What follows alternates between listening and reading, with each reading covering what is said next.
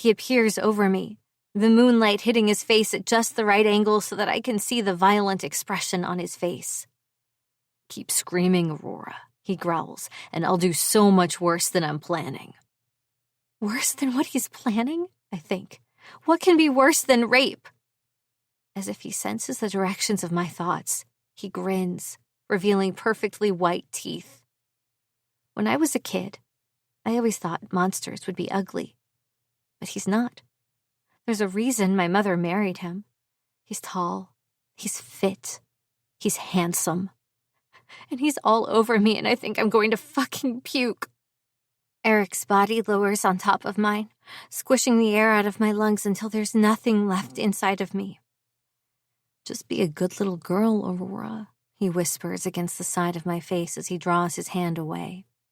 There isn't enough room between us or enough air in my lungs for me to even try to scream again. "You've been tempting me for so long. Did you really think I wouldn't notice?" I shake my head, turning my cheeks back and forth rapidly, denying his claim. I wasn't. But if he thinks I have, then do other people think that? If I told anyone about this, if I screamed and called my mom in here, would she believe me? Eric Wood has a perfect record. No one has ever accused him of this. What if he's right? What if I was unintentionally? My thoughts derail as one of his hands snakes his way beneath my shorts and two firm fingers touch my pussy. I jerk and whimper. I squeeze my eyes shut. I don't want this. I really don't fucking want this.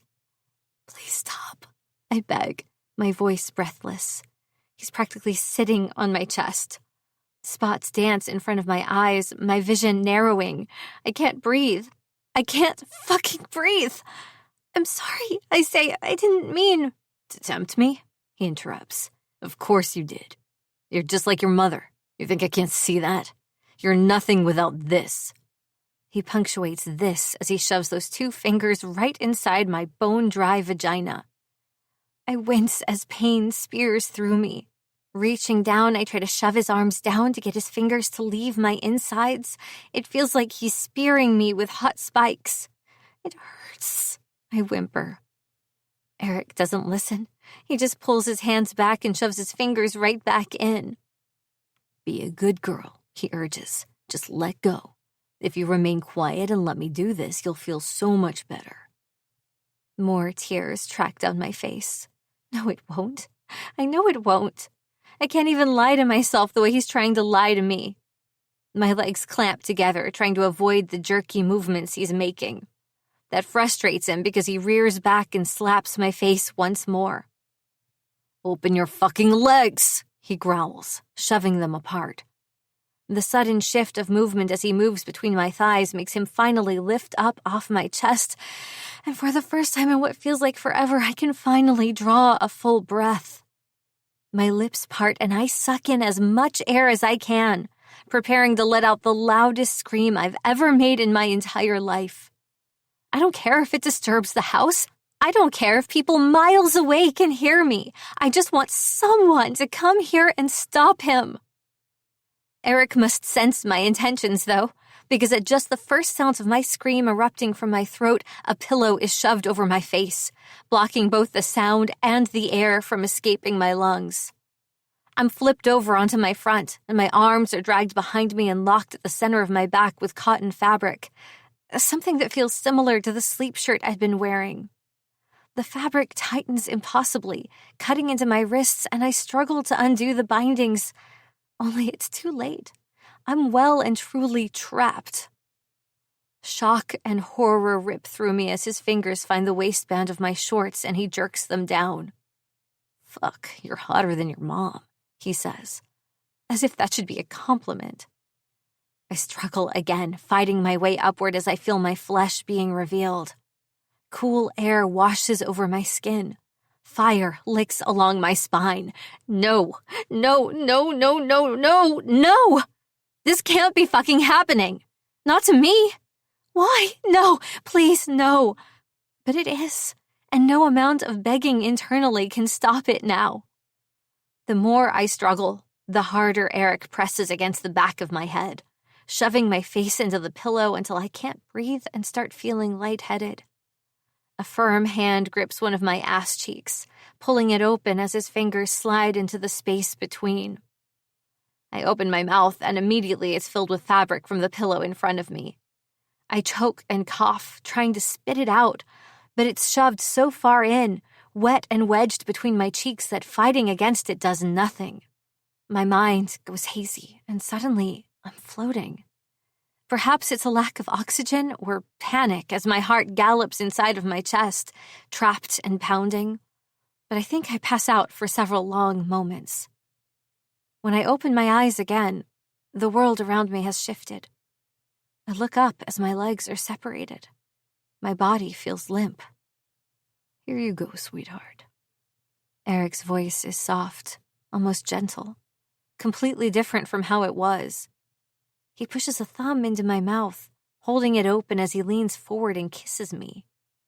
My eyes widen and I flinch back in disgust as his tongue invades. Something hard but quickly dissolving hits my tongue. He shushes me as he pulls back. "Don't worry," he whispers. "It's just gonna make you feel real good." Drugs. He drugged me. I start to cry. Fuck, I hate crying, but I can't stop the tears now. My mouth moves, but it feels numb and no words come out. No more protests. The world tips over and I stare up at the ceiling of my childhood bedroom as he pushes my legs even further apart and moves between them. I'm completely naked now. Whatever he gave me made it so that I can't move. When I try, it feels like I'm trying to lift 1,000 pounds, even though all I'm trying to do is swat away his hand as he cups my face. "There now," he says as he moves over me. "That's better, isn't it? You're being so good now. That's all you needed to behave." The urge to vomit is gone now. I never thought I'd wish for it back, but I do. I'd love nothing more than to puke all over this asshole as he takes himself in hand and pushes the head of his cock towards my core. Empty. All I feel is empty. Devoid of all emotions. My eyes make their way back to the ceiling. I don't even wince when he breaks through my hymen and groans. "Fuck, you're so fucking tight." He begins to saw back and forth inside of me, his cock pressing deep and then withdrawing. "That's it. Good girl. What a good fucking girl. Such a tight pussy." My skin tingles, and it's the only sign that I can even still feel myself there. His commentary slips through my mind. Good girl. Good girl. Good girl. I don't want to be a good girl, I think. I don't want to be anything anymore. I just want to disappear. Vanish into the mattress that I can't even feel at my back, like I never existed. Maybe if I never existed, this would have never happened. Maybe if I wasn't here, he wouldn't be here, taking everything I never knew he could steal. I hate staring at my ceiling while this is happening. With its glow-in-the-dark stars that Marcus gave me for my 9th birthday, and the soda stain from dumping an entire bag of Mentos into a liter of Coke. It's only a reminder of who I was and who I will never be again. So I close my eyes, cutting off the image of the stupid ceiling in front of me, and I just drift away. I do what I do best when something makes me uncomfortable. I pretend. 15. Isaac. Present day.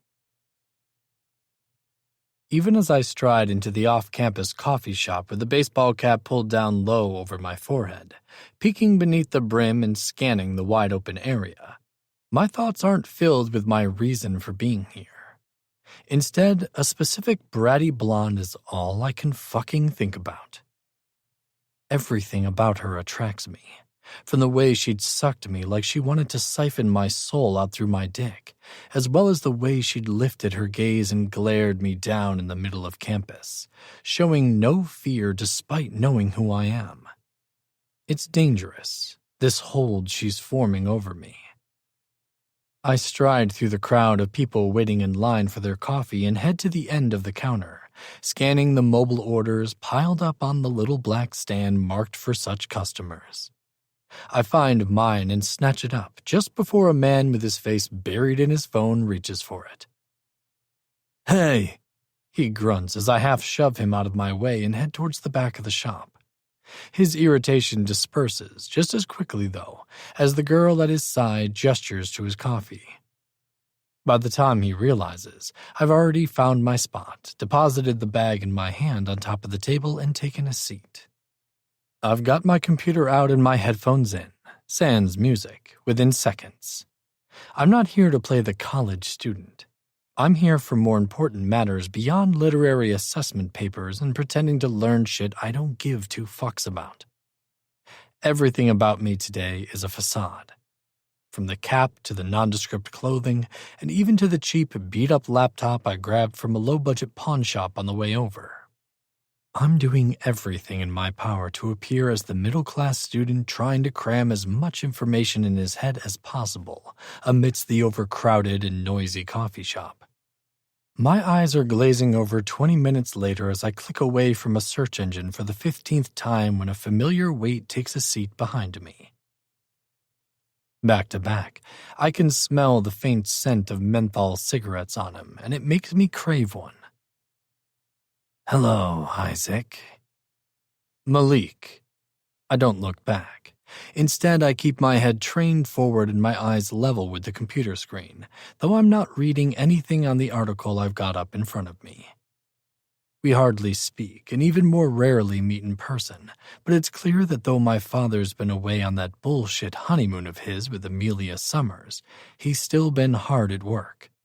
Otherwise, I wouldn't be here like this at all. "We received your last message." Agent Malik Brown's voice is sharp and concise. I know without looking back that he, too, is dressed for the part. A business suit pressed to perfection and the cheapest black coffee that I know he's only pretending to drink as he checks his watch as if waiting for someone. That someone is already here.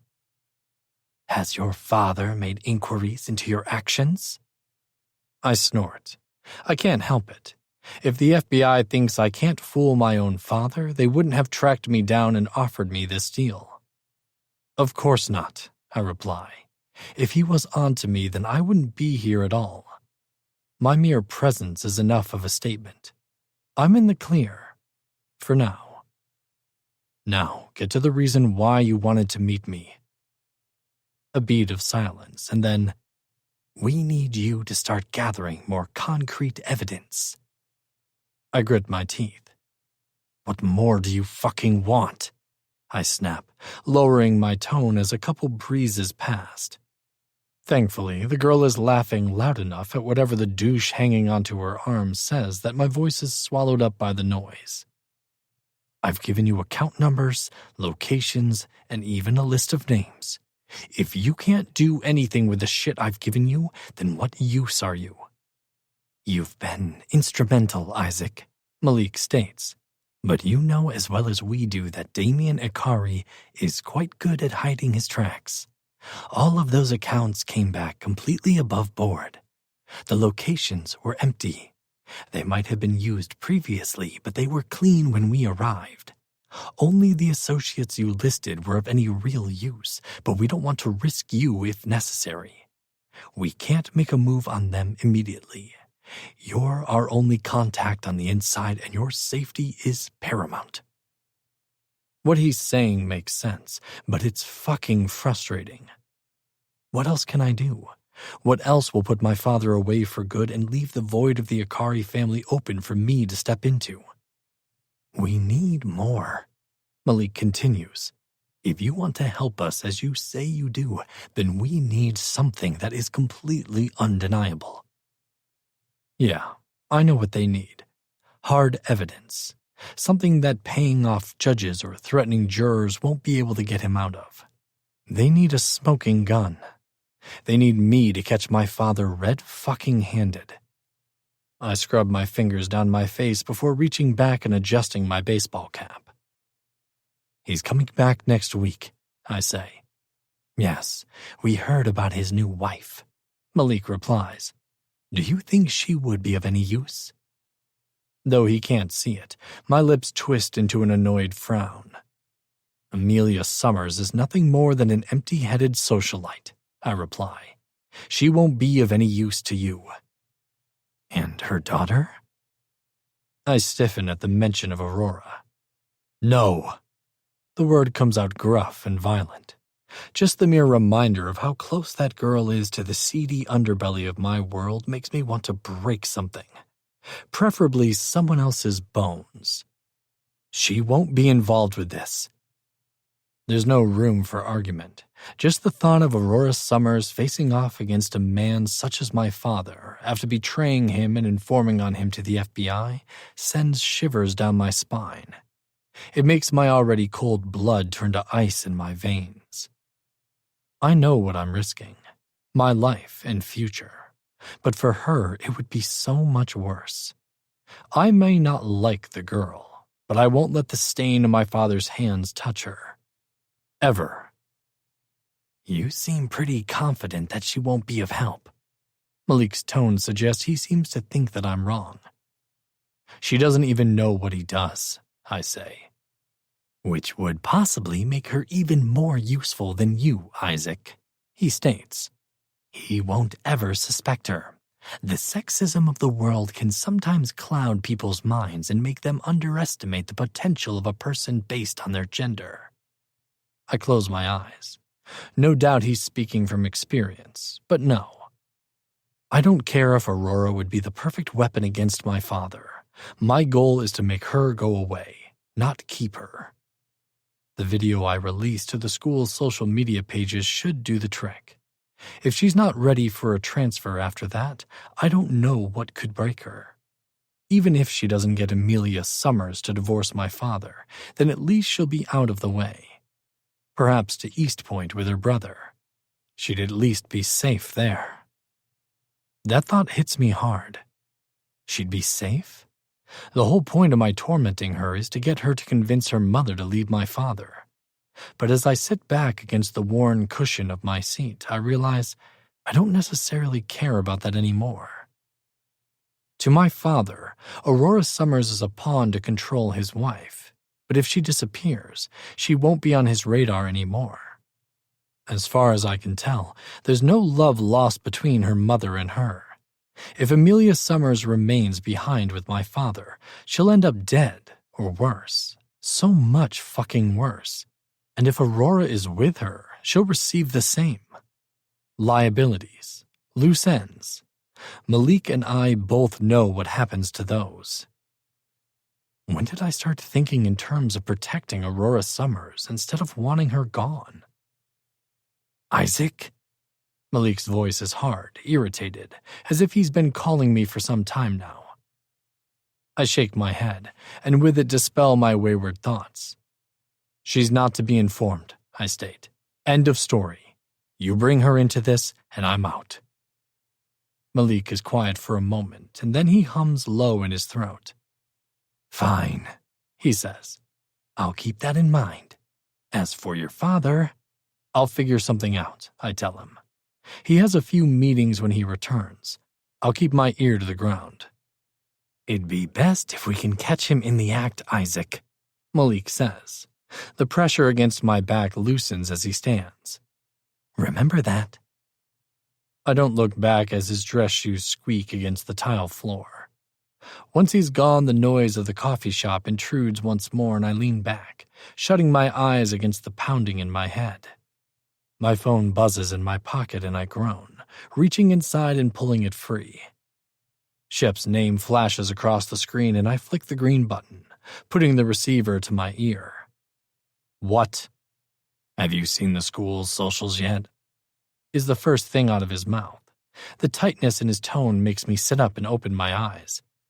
No? What's wrong? Did she reply to the video? He laughs, but it's far from amused. Fuck yeah, she did, he says, but not in the way you're thinking. What do you mean? Even though I ask the question, my fingers are already flying over the keyboard and I'm pulling up Hazelwood University's student-run social media pages. I think it's safe to say that she's not backing down from your threats, man. Shep says, and there's a note of respect in it. A frown overtakes my face as I search the pages for the video Shep had scoured the internet for, but Aurora Summer's high school humiliation is nowhere to be seen. In its place is a new video. My eyes bulge as I gape at the screen, at a very familiar setting. I almost laugh out loud. Now I understand Shep's tone of almost reverent respect. She's a hellion, a fucking genius one. A bolt of adrenaline slides through my veins, lighting me up. How intriguing. How addictive this girl is becoming. Now it all makes sense. The gods and goddesses party. Her seduction. So that's what she'd been doing. I sit back and stare at my own image reflected back at me. Only this time I look far more douchey. Dressed in that stupid costume, I watch myself strip my shirt over my head and maul the girl on screen. She's smart. I have to give her that. She kept her back to the camera. Her identity is hidden.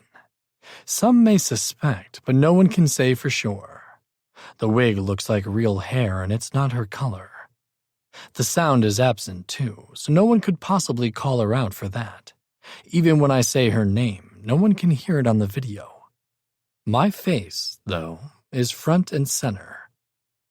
My cock swells in my pants and I shift, adjusting myself as I watch the course of emotions spread over my features. On the screen, I flinch with pleasure, my features growing tight. I know the exact moment that I came. My head rolls back on my shoulders and my lips move on screen. "This is a problem," Shep says, distracting me. I roll my eyes. "Why is that?" I ask. "This might be a problem if I was a chick, but you and I both know that sex tapes are different for men." "Isaac."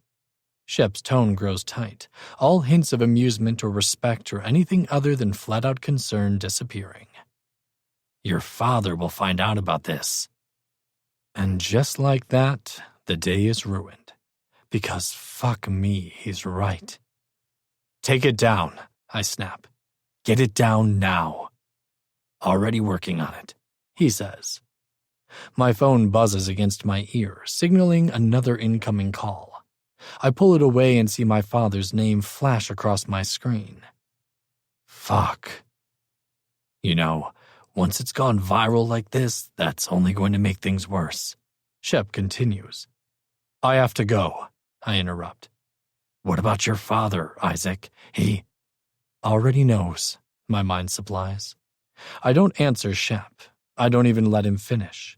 I just hang up and answer my father's call, sitting back to wait for the verbal beating that's guaranteed to precede a physical one the second I see him again. Fuck my life, and fuck bratty little fighters like Aurora Summers. 16. Rory. Well, your little plan worked. Hell's statement makes me smile, but her lack of enthusiasm is a bit of a damper on my improved mood. "It's what he deserves," Celine says with a sniff as the three of us make our way across campus to the final class of the week. It's been several days since the whole incident went down, and I haven't seen Isaac in any of our shared classes since. "I don't know. Something feels off," Hell says. I glance her way, but she keeps her gaze trained ahead of her. "What feels off to you?" I ask. "The fact that he hasn't been in class for the entire last week," she says, cutting a look my way. "He's just embarrassed," Celine says with a shrug.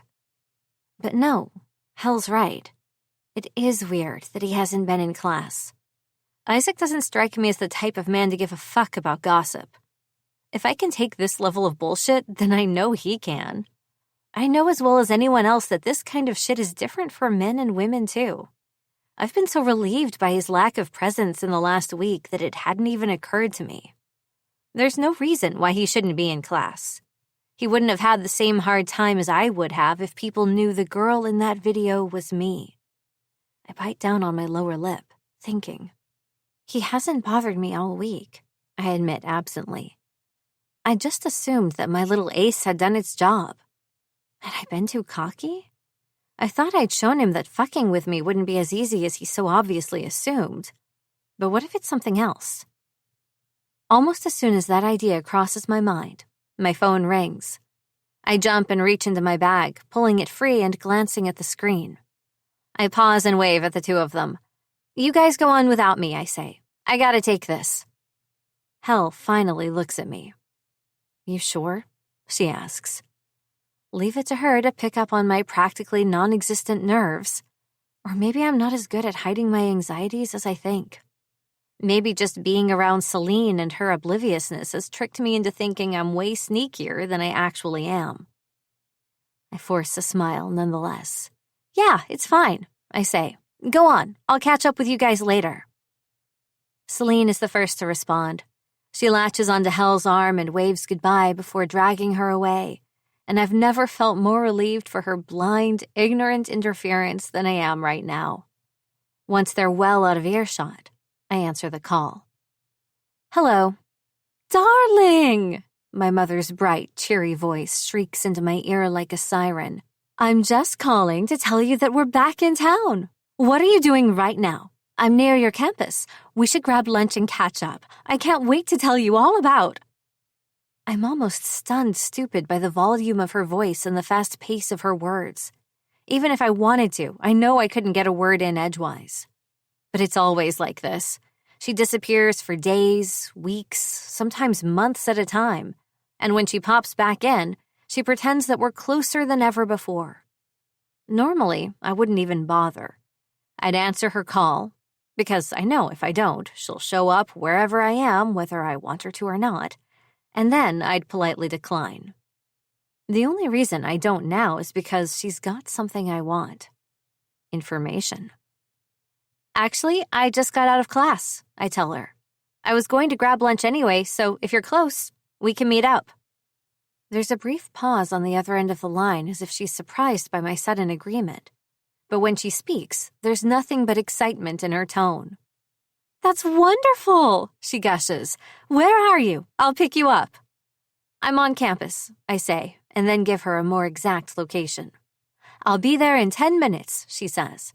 And before I can tell her to take her time, she ends the call.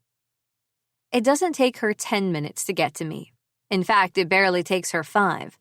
The reason for that is obvious as a small red sports car comes careening around the corner at breakneck speed, slamming to a halt a few inches from the curb I'm currently standing on. Hi, darling, she cries from the driver's seat. She pulls down the massive shades covering her eyes and smiles up at me. Hop in. Even here, on a campus full of rich people, seeing someone dressed to kill and driving like a professional race car driver is out of the norm. People are staring, but I ignore their curious looks, step off the curb, and get in. Seconds later, I barely have my seatbelt buckled when she slams her foot on the gas and the car rips itself away from the curb, sliding right back onto the road and into traffic. I close my eyes, praying for either safety or a quick death. Honestly, whichever hurts less. Immediately, my mother begins chattering away. Her words come at such a breakneck speed that I can't even hear or decipher them until the wind roaring in my ears dies down and we're pulling into the parking lot of a high-class restaurant off a strip. Beautiful sights, and Damien was so attentive the entire time. I really think you'll like him if you spend a little time with him.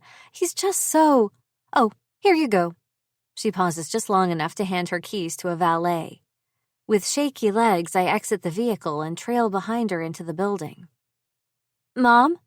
I finally manage to get the word out as we're seated at a bistro table along the patio, with breezy bohemian curtains fluttering in the wind around us. She picks up her menu and directs her gaze to it. Yes? What is it? I actually wanted to talk to you about something. I start. Is this about Marcus? She asks. I frown. Marcus? Why would she think this is about Marcus? We haven't talked about Marcus in years. At least not past when I'd invited him to meet her new husband without telling her. What about Marcus? He's transferring to East Point University, isn't he? She replies, looking up. Oh, Yes, you heard. Yes, he told me, she says. Shock rockets through me. He told her? When did you start talking again? I ask. She blows out a breath. After you invited him to that luncheon, she says, and as she does, her eyes flick up to me. Her brows draw down low. I was quite upset about that, but honestly, I think it was for the best.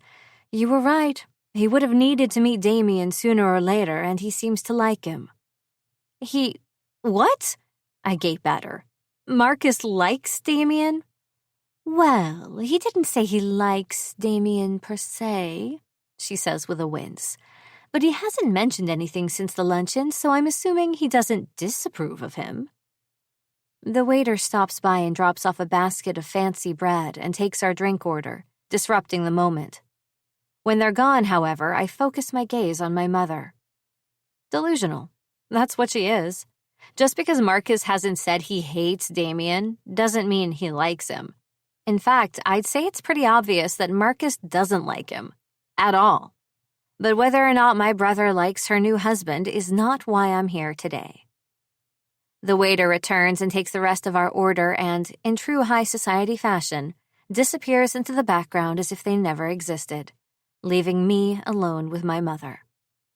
I reach for my drink and take a sip, wincing when the bubbly champagne mixture of the mimosa hits my nose. Fuck, they didn't even bother to check my age. I sigh and finish my sip before setting it to the side. So it sounds like your honeymoon went well, I say. Oh, darling, my mother says breathlessly as she puts a hand to her chest in a spot-on romantic manner. It was wonderful. Quite honestly, it was the best honeymoon I've ever had. I assume Damien is back in town as well and back to work? She nods absently, taking a sip of her drink. He's such a workaholic, she confesses. He spent as much time with me as he could. However, every spare second we got, he was on his phone, and last week, he got a call about something or other, changed our whole flight plan, and we ended up back here faster than you would have thought. My gaze sharpens on her. What did he get a call about? I ask, letting the words roll off my tongue in a light, almost disinterested tone. Oh, I don't ask questions about his work, dear, she says with a scoff. You should know better than that. It's best just to let men do their men things and we women do our women things. It takes every fiber of my being to resist the urge to roll my eyes at that. I do hope you and Isaac have been getting along, though. Her comment has me stiffening, but I feign a smile. Oh? I hardly see him on campus, I lie. Is that so? She frowns. I could have sworn he mentioned that you two had attended a party together while we were gone. Isn't he in a few of your classes? I choke on another sip of orange juice and champagne. He mentioned that? She nods. He said as much when I ran into him at the house earlier this week. I slam my glass down and look at her. You've seen him, I demand. She blinks at me. Good Lord, Aurora, you act like it's a crime for me to run into my stepson. I wince at the reminder of what he is, not just to her, but to me as well, but keep my gaze on hers. It's just, what do I say? I haven't seen him in class in a few days, so...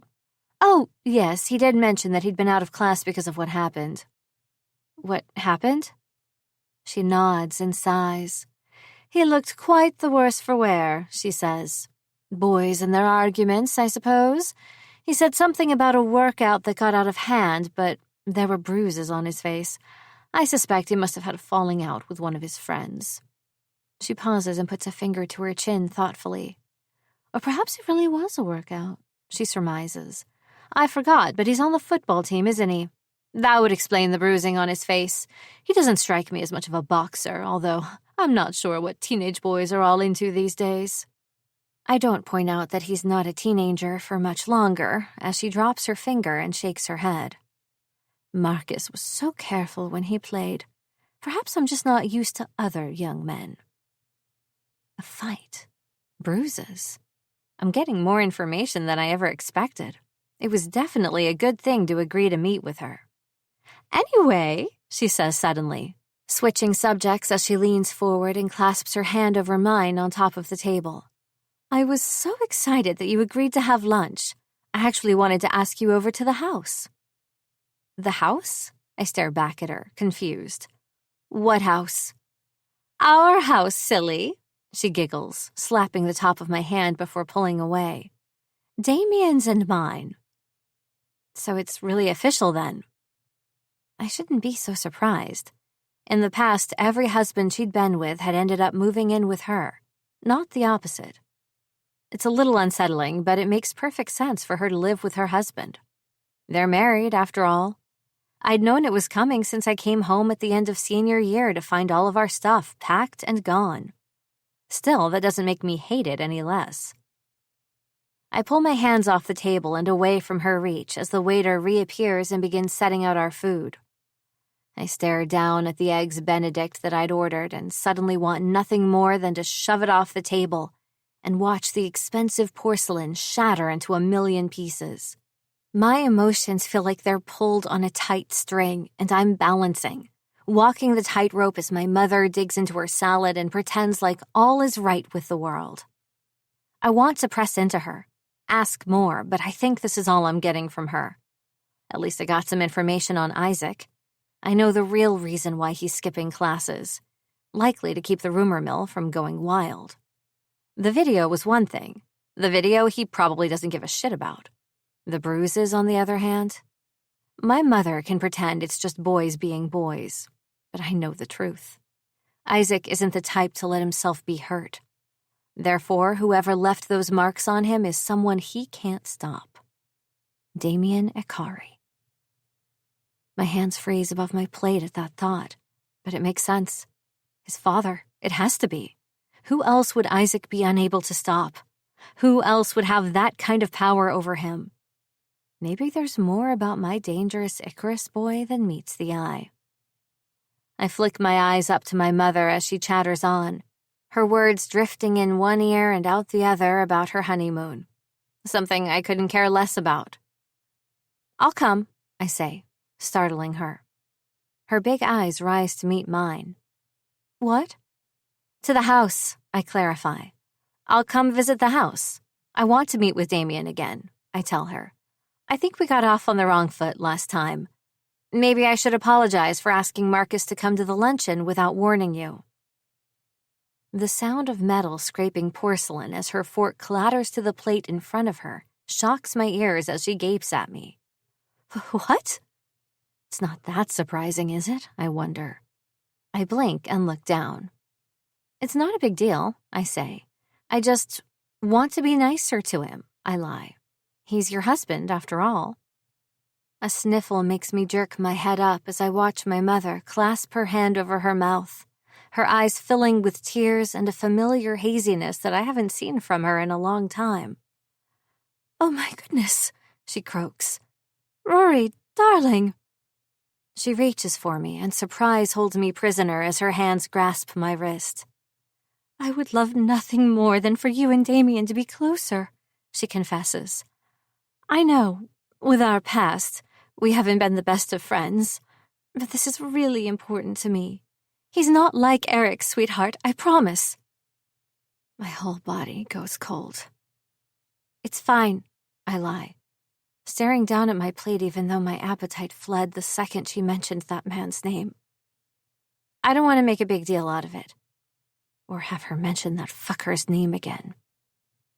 As if sensing my internal agony, she releases me without hesitation. "Of course," she says quietly. "Yes, I would love for you to come to the house. Perhaps for dinner next week? I don't want to disrupt your classes."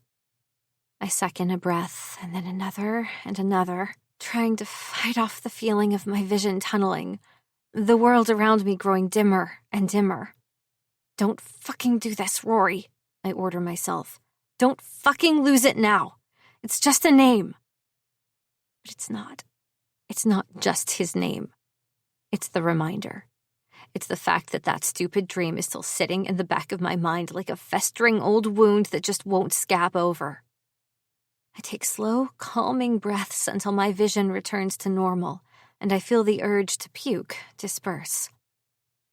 Maybe Eric Wood had expected me to keep quiet about what he did to me, but I'm not the silent type.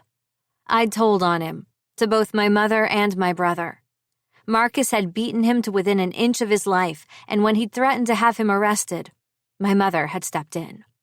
She'd divorced him without a second thought and quietly informed him that if he so much as tried to come after her son, she'd take him to court for all that he'd done. She'd been there when we'd needed her, but it hadn't been enough. She'd brought him into our lives, and I don't think she even realizes that afterwards, all she'd done was run away. Away from the reminder that I'd destroyed her last marriage. Away from us. I eat my Eggs Benedict without tasting a damn thing, and I stop when the plate is half empty. I can't stomach another bite. At the end of the day, it doesn't matter what she does now. No one can erase the past. All we can do moving forward is try to keep these mistakes from happening again, starting with Damien and Isaac Ikari. 17. Rory. A week passes without a word or a reminder of my promise to have dinner with my mother and her husband. When Isaac shows back up to school, his bruises have faded enough that they're barely there. If I hadn't spoken to my mom, I wouldn't have even known he'd had them. When he reappears, he's all smiles and no one even questions it. The gossip about the videos has all but completely evaporated. Is that power? It's almost sickening, or it would be if I didn't know certain truths. Something tells me he's hiding more than he seems to be. Not just his hatred of me, but his hatred of his father. I've rolled the thought over and over in my mind along with something else. I'm becoming obsessed with him. Watching him in every class, at first I tell myself it's just because I'm waiting for payback.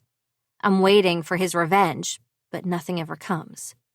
In fact, if anything, he starts avoiding me like the plague. Every day, without fail, the second the professor ends class, he's gone. I should be grateful. I got what I wanted. He's left me alone. He's pretending like we have nothing more to do with each other. What more do I want? The answer is glaring me straight in the face, but I can't accept it. So when Celine comes back to the dorm on Friday after classes and asks if I want to head out to a club with her, I throw off my textbooks and study materials and leap at the opportunity. I haven't been out since we got here, but now that Marcus is planning on heading to East Point, it's not like I'll have to worry about people reporting back to him. I miss him, for sure, but perhaps him going to East Point is what's best. We've lived separate lives ever since the incident. Maybe this is just how we're supposed to be from now on. I finish swiping on one final layer of mascara and tighten the ponytail at the top of my head before turning and adjusting the tie, keeping the front of my halter top up. If California is anything like New York, the nightclubs will have a dress code. No shredded anything, no cheap shit, only the best for the best. My borrowed dress makes me look like someone else, but I don't mind. Tonight, that's exactly what I'm going for. Someone else. Someone who doesn't need to think about the possibility of her mother being used by a monster. Someone who doesn't obsess over an enemy who's made her life miserable. Someone who doesn't care. I'm so glad you're coming, Celine says as we head to the curb outside of the dorm to the waiting car. The driver steps out and comes around, opening the back door. She slides in first with me following closely, and the door closes behind me. I mean, if you were worried about me going alone, it would have been fine. I'm actually meeting a few people from the agency, but we haven't been out together in forever. Yeah, you're right, I agree absently. I rest my head against the glass as she chatters on about the jobs she's been on this week. It's a good thing Hazelwood is so used to people like her, students who are also minor celebrities. Special circumstances might not otherwise be allowed, considering how many classes she's missed thus far. Then again, anyone who would think she's stupid would be wrong, because despite all of that, I know she's managed to keep up with the curriculum. Where are we going tonight? I ask. Oh, it's a new club that just opened up, Celine replies. It's called Labyrinth. Very vogue, don't you think? I guess. I don't care if it's popular. It doesn't matter. As long as the place has alcohol and music. That's all I need tonight. A way to relax. Minutes later, the car slows down and I glance out the window, my eyes widening as the vehicle comes to a full stop in front of a massive tower. Let's go! Celine squeals in excitement, and this time the driver opens her door first. As soon as he does, she's out of the car and heading towards the entrance, bypassing the long line of people waiting. I don't look back as I follow after her. She flashes her ID at the 2 security guards at the door. I'm here for the VIP party, she says before turning and locking arms with me. She's my guest. Of course, Miss Reynolds. One of the security guards steps forwards and undoes one side of a velvet rope, gesturing for both of us to step inside. Enjoy yourself. She giggles, waving goodbye as we make our way inside. Stepping into Labyrinth is like walking into a whole new world. If the outside California air is warm, then the interior of the club is a tropical zone. Already I can feel sweat collecting on the back of my neck as I crane my head back to take everything in. Wow, is all I can say. They really went all out. Celine laughs. I know, right? Her hand tightens on my arm and I nearly stumble over my own feet as she drags me forward, pulling me in the direction of the long bar at the back of the bottom floor. The club fills the entire building. Each floor circling up from the bottom one has a gaping opening in the middle for those on the upper levels to be able to look down over the edge.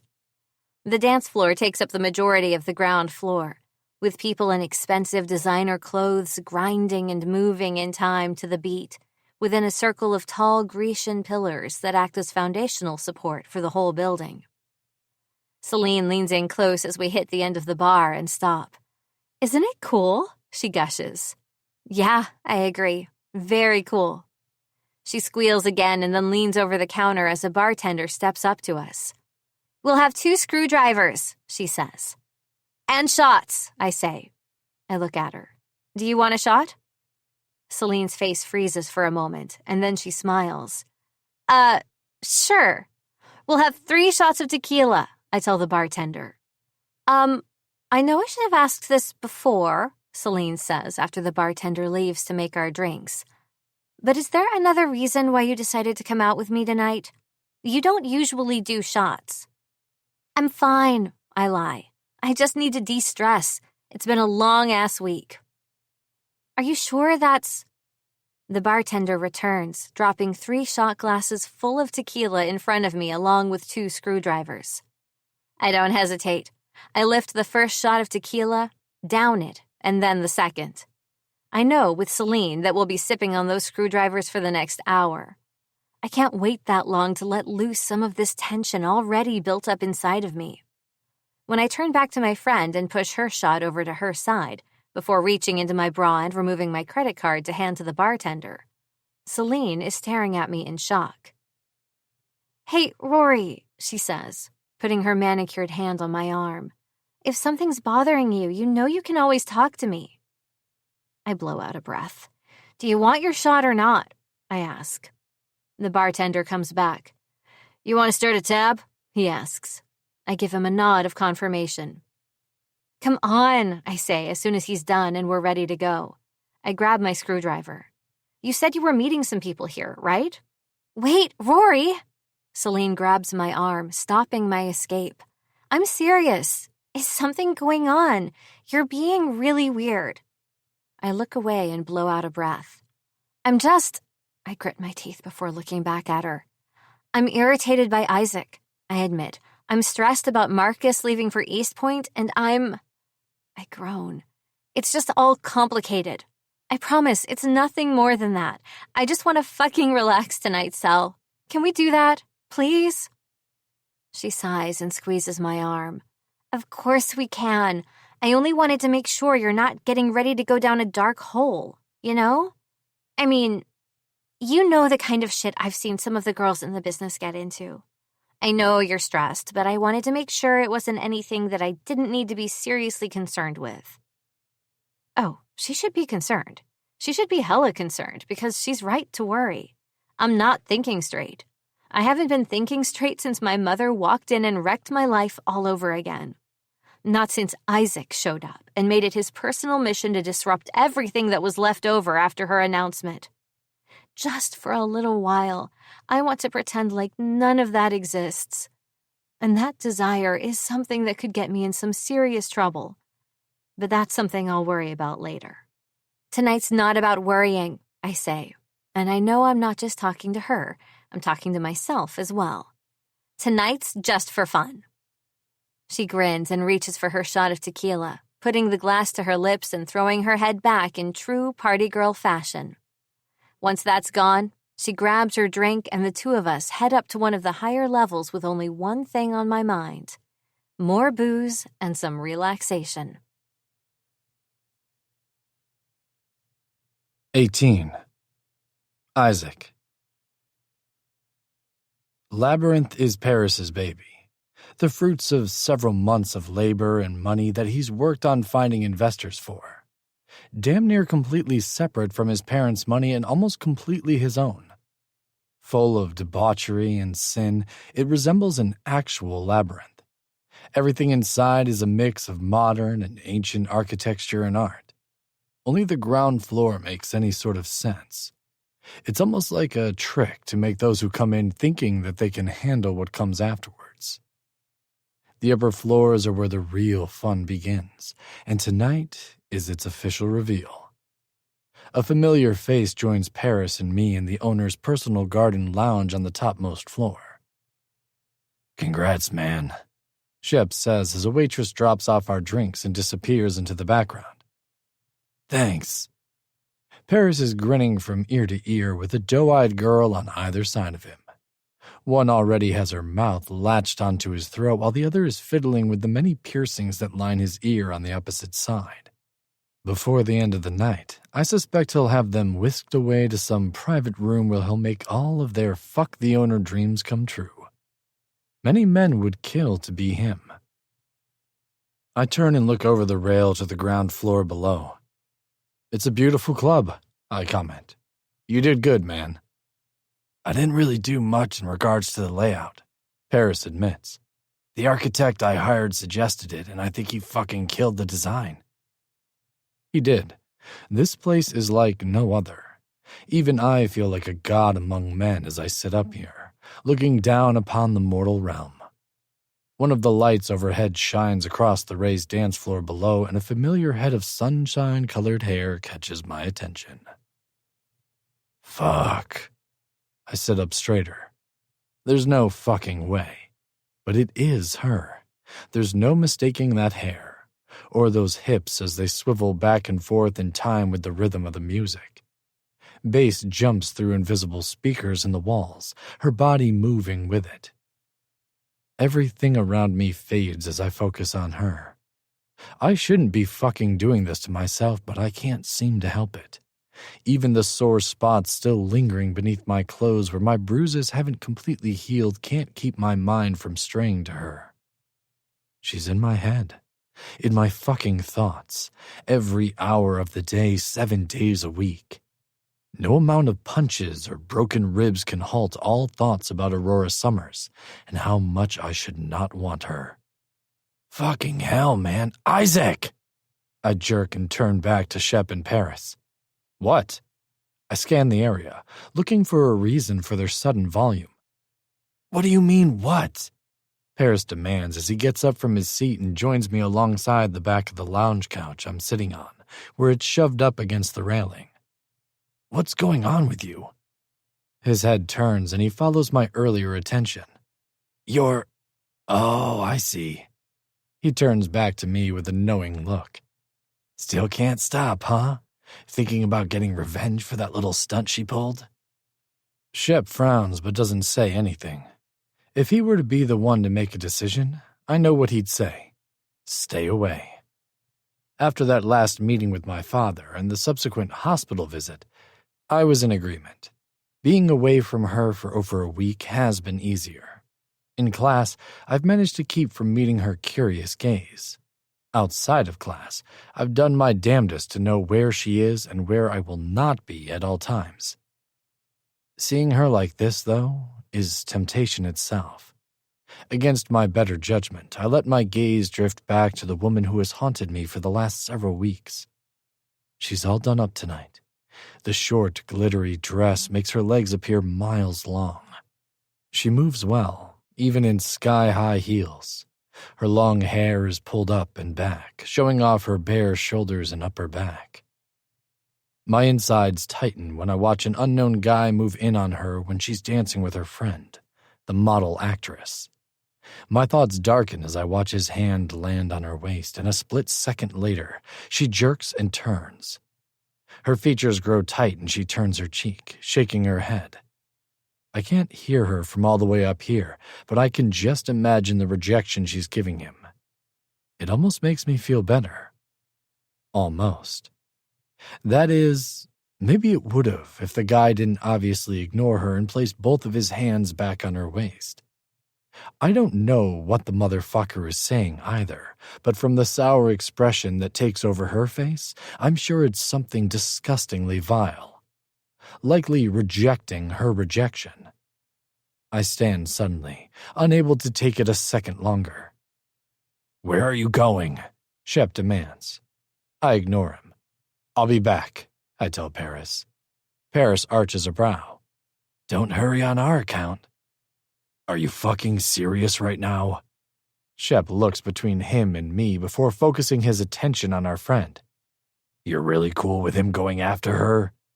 Paris shrugs. "Once he fucks her for real, she'll be out of his system," he says.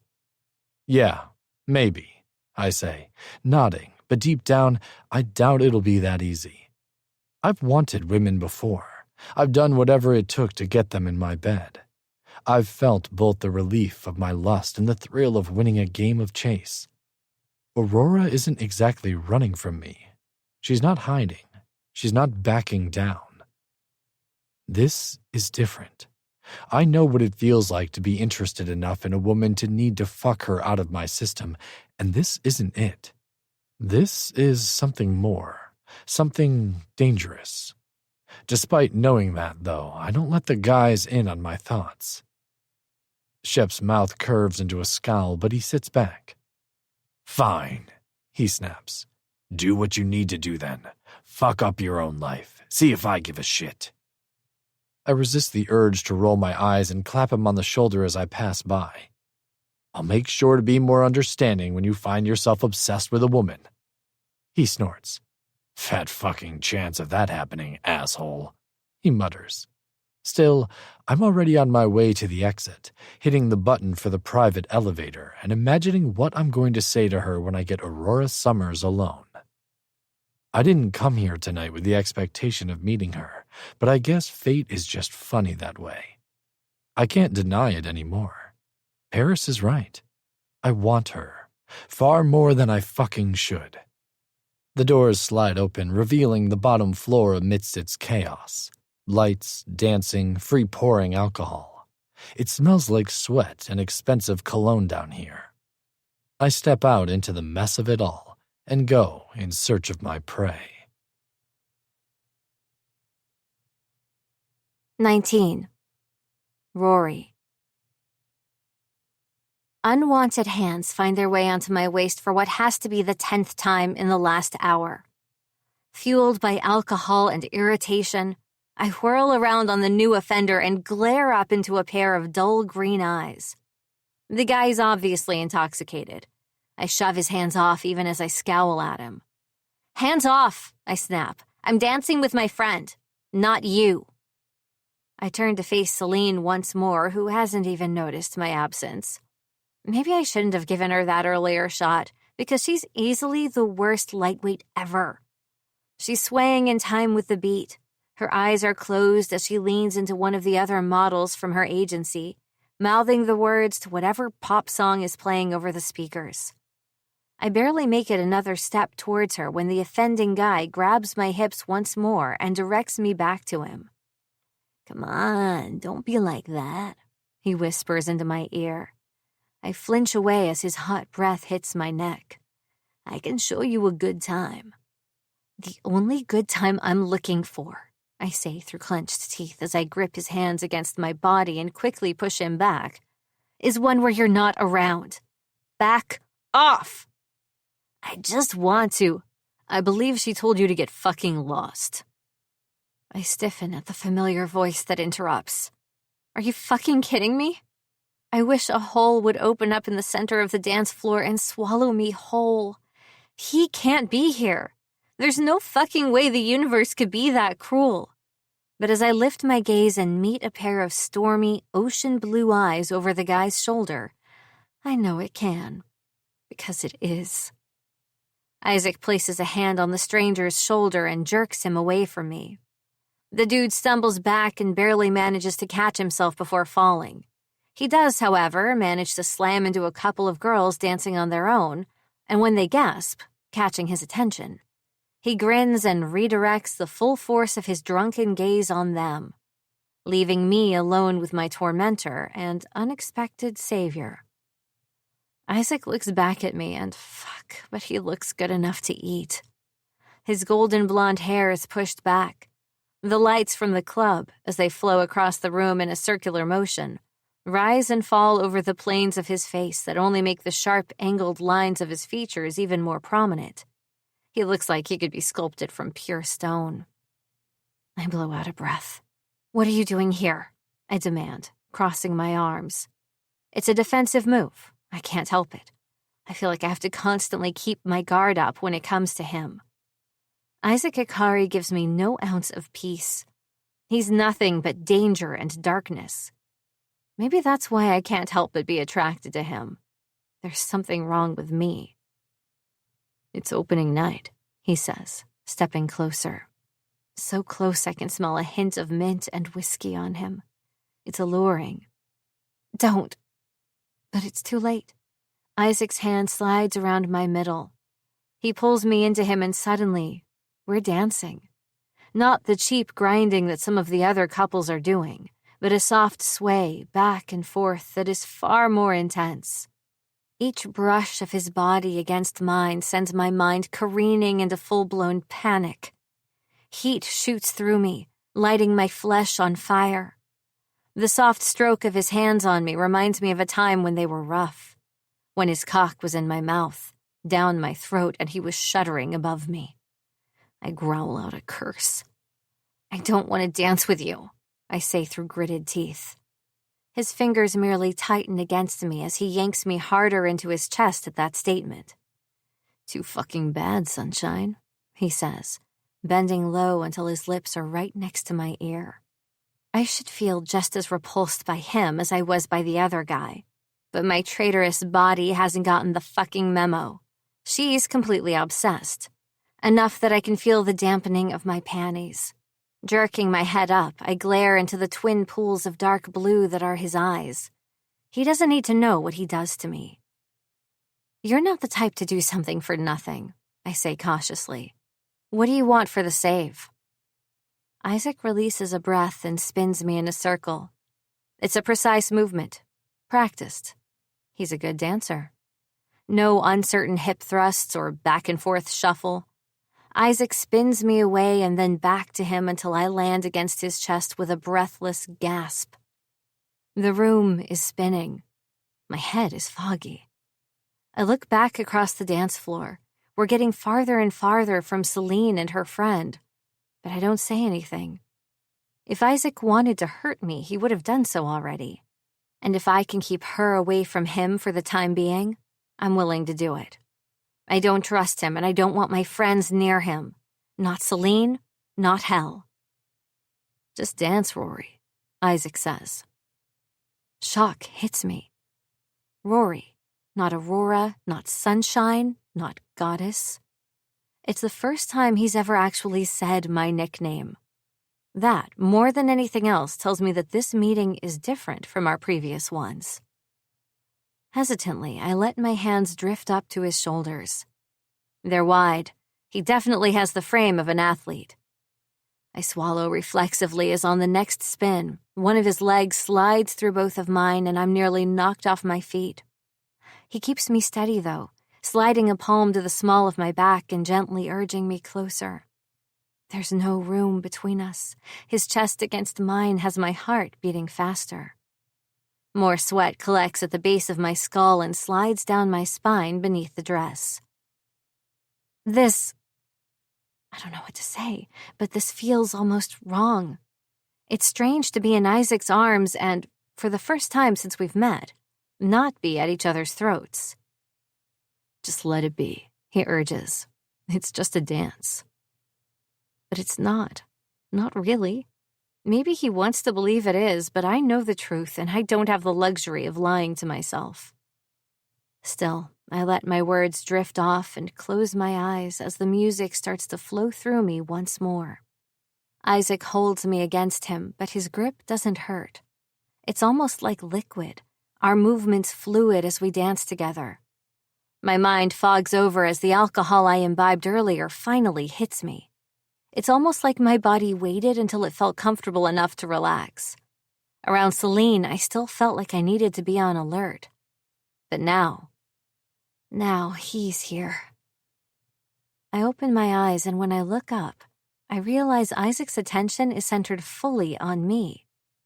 The shock of his blue eyes and the sharp intensity in them blurs out everything else around us. Why do I do this to myself? Why does he do this to me? We could be anywhere else in the world, in the middle of a burning building, and I wouldn't even notice. He's that fucking hard to pull away from. He's entrancing, mesmerizing. Is he doing this to me on purpose, or is this just how he is? Why are you dancing with me? Despite the unspoken oath to stop asking him questions, this one comes out all on its own, without my consent. His lips part and his grip on my side tightens until I wince at the pain it causes. Immediately, his hold loosens, and his fingers brush over the spot he hurt, almost as if the gentle touch is a silent apology. I want to call a truce, he says, his words barely audible over the noise of the room, the people talking and laughing, the music playing. The song ends and the bubble pops. All of the outside world intrudes once more. Why? He shakes his head. Can't you take the olive branch without asking so many questions? His lips curl in amusement. I shake my head. No, I can't. That's not the way I work. It never has been. Isaac stares back at me and then, slowly, his hand arches up and his fingers brush against my cheek. Every second you're around me, he says, you're in danger. I don't want to see you in danger anymore. My body feels buzzed and numb all at the same time. It feels like he just made an admission that's bound to change everything. A part of me wishes he'd take it back, but now that it's out there in the open, that's not an option. Is this about your father? His eyes flash and he looks up. My attention follows his until I see what he's looking at. His friends stare down at us from a balcony way overhead, their arms folded over the railing at the topmost floor. The auburn-haired pretty boy, Paris, if I remember correctly, smirks at us. The other one, however, looks like someone's shoved a rather hard stick up his ass. He barely pays me a glance and instead chooses to direct the full brunt of his glare at Isaac. There's some unspoken communication going on between the three of them, a conversation that I'm not privy to. It lasts for several more seconds and then Isaac sighs and looks back at me. Come on, he says, pulling me off the dance floor. Let me take you back to your dorm. Wait, what? I struggle against his grip, but Isaac doesn't even blink.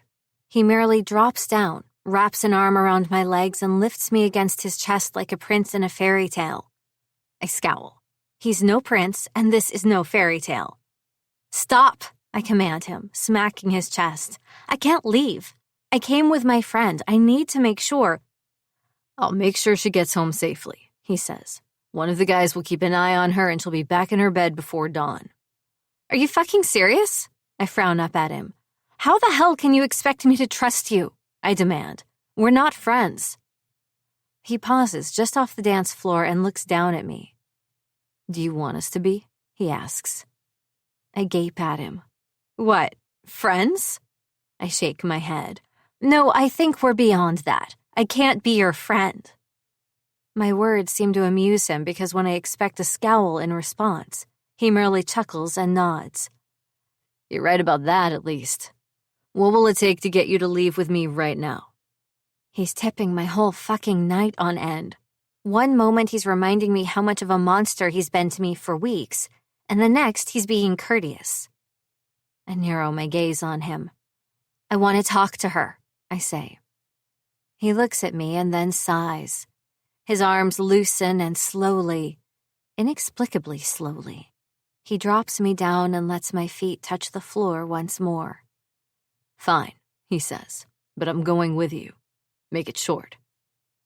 I look up at him, and when he stares back, he arches a brow, and I know, beyond a shadow of a doubt, that this is as much as I'll get from him tonight. I sigh and turn towards the dance floor, scanning the room for a familiar head of white blonde hair. When I catch sight of Celine, I start towards her, shadowed by what feels like my own personal bodyguard. Isaac's presence at my back is a constant. It sends tendrils of something electric skittering up and down my spine. An awareness inside of me wakes up and takes notice. I don't know how he does it, but there's no denying that he has a way of occupying a space. When I approach Celine and she spots me, she blinks and does a double take, pulling away from her friend. Hey! Try as I might, it's hard to ignore Isaac. It's no shock that even she can't do so either. Her gaze slides first to him before she looks back at me and raises a single brow. I'm going to head back to the dorm, I tell her. Are you going to be okay? She frowns. With him? Surprisingly, her voice is steady, and though she's still swaying back and forth slightly, her body moving almost involuntarily in time with the beat of the next song that comes on. I'm thankful that she's not as drunk as I originally thought. Yeah, I say. We're going to talk. Celine focuses on Isaac and then, without hesitation, she reaches up and clasps me by my shoulders, moving me to the side. If anything happens to her, she starts, glaring up at Isaac as she snaps her hands to her hips. I'll track you down and gut you. You got me? Isaac cracks a smile. A genuine one, if I've ever seen one. Understood, he says. Celine squints up at him, and I bite my lip to keep from laughing. I don't know what she sees in his face, or if maybe she realizes that there's nothing she can do except let me make my own decisions, but she finally sighs and looks back at me. Text me when you get home, she demands. I will, I promise, taking her hands and squeezing them tight. Isaac reaches into his pocket and pulls free a card. Whenever you're ready to go back, he says, holding out the card for her to take. One of my guys will be more than happy to give you a ride. I already have a ride, she says, lifting her chin, but she takes the card anyway. Just in case, Isaac says with a grin. His hand finds my hip and curves around it. See you later, I call back as he motions me forward and the two of us exit the dance floor for the second time tonight. Be safe, Celine calls after me. I'll close out your tab for you. With Isaac's hand on my side and the hot club air making my hair stick to my nape, I don't know if safe is anything I can be around him. A part of me argues that I shouldn't be doing this. I shouldn't leave with him. I know what it means. Even if we're drawing a line in the sand, giving in to a truce, there's more happening tonight than either one of us wants to say aloud. Safe? With a man like Isaac Ikari? It's almost an oxymoron. But as I step outside of Labyrinth and feel the California air on my skin for the first time in hours, I have to think that maybe the two of us have been building to this since the day we sat across the table next to our parents. Maybe there was no other way around this. Maybe we were always going to end up here, no matter what either of us has done to the other. I swallow reflexively as he hands something to the valet and then pulls me closer to his side. I shiver, catching his attention. Isaac looks down. Are you cold? No. If anything, I'm hot. Hotter than I've ever been in my life. I shake my head, unable to voice the words inside. His gaze remains locked on mine despite the lack of verbal response until the valet returns, pulling up in front of us in a black Escalade. Isaac reaches for the passenger door and holds it open for me. I take his hand and step inside, letting him help me into the expensive car. Once the door is shut at my back, I watch him slip money into the valet's hands and then circle the front of the vehicle. This is it, I think. Tonight is both the end of our feud and the beginning of something new. I'm not sure which I'm hoping for. All I know, though, is that tonight is a turning point. 20. Rory. Isaac is quiet. It's the kind of quiet that preludes some serious shit about to go down. My hands clench and unclench in my lap as he drives. The city passes by us in flashes of lights. It's a classic California Friday night. Tourists are out and about, as are the residents. Drunk girls in body-tight dresses stumble across crosswalks with their friends, laughing and cursing as they try to travel to the next bar or club in their sky-high heels. I half expect Isaac to get irritated at their antics, but he must be a true Californian boy because he barely spares any of them a glance. The whole of his attention is on the road, and when the light before us turns green, he eases his foot off the brake and speeds up. Cars cruise by with their light-up taxi and independent carpool signs glowing in the dark. A glance at the dashboard tells me it's barely past midnight, but the city is still going hard. Most are already past the point of no return. I glance at the man at my side as he silently stares through the windshield, almost as if he wants to ignore my presence. I wish I'd drunk more. I have a sinking feeling that I'm going to need a little more liquid courage before I can deal with him tonight. But it's too late now. I've agreed to this and I need to see it through. Besides, the truth is that we've been circling each other for far too long. The further we get, the darker the roads get, the fewer people we see. Several minutes pass and the surroundings become unfamiliar after we pass the university and keep going. I sit up straighter and flip around to face Isaac. "What are you doing?" I demand. "Where are you taking me?" "I'll take you home," he promises, "but after we have a talk." I cut a look his way, irritation flourishing in my veins. "I want to know where we're going now, Isaac." He glances my way once and then returns his attention to the front of the car. He doesn't offer an excuse or even bother trying to assuage my sudden irritation and panic. That's it, just a glance. I'm not getting an answer. Irritation turns to anger in a heartbeat. "What the fuck is your problem?" "Have patience," he replies. Have patience? Oh, I'm freshly out of that, especially when it comes to him. No. I'm so fucking sick of him dictating my actions. It's been a non-stop fight since the second I stepped foot in Hazelwood. Pull the car over. I'm not pulling the car over, Aurora. His tone is hard. Just sit there like a good girl until we get there, and then you can pitch your fit. Maybe some girls would have just sat back and done as they were told, but not me. I pride myself on not letting my emotions get the best of me, but when I'm done, I'm fucking done. I hit him, ball my fist up and slam it into his arm hard enough that it jerks his whole body. The Escalade skids sideways. In hindsight, maybe it was a bad idea to hit the driver, but he's so fucking frustrating, I honestly don't see how I had any other choice. Fuck! Isaac corrects the front of the car and then flashes a look at me. Calm the fuck down, Aurora. What the fuck is wrong with you? Do you want me to kill us both? No, I snap. I just want to kill you. Pull this fucking car over now. Something dangerous flashes in his eyes, and suddenly, my seatbelt jerks against my front and I'm slammed back into my seat as the SUV comes to an abrupt halt. Isaac directs the vehicle into an empty parking lot and throws the gear shift into park. I don't waste a second reaching for my belt to unlatch it. My hand finds the handle of the door and I throw it open, bolting as soon as we've stopped moving. Aurora! Isaac's irritated roar reaches my ears. I ignore it. Fuck him. Fuck his father. Fuck all of this. Maybe I should have gone with Marcus to East Point. Yeah, I would have struggled to find my place there. I would have, yet again, had to live underneath the umbrella that accompanies being Marcus Summers' baby sister. At least I wouldn't be here, dealing with him. Maybe then I wouldn't be in this situation. So many maybes, so many what-ifs. Yet at the end of the day, this is all that I'm left with. A confusing amount of attraction to a man I should fucking hate. A lost sense of what to do. And an undetermined amount of danger circling me at every waking moment. Hard footsteps sound behind me. I keep walking. A hand grabs my arm a moment later.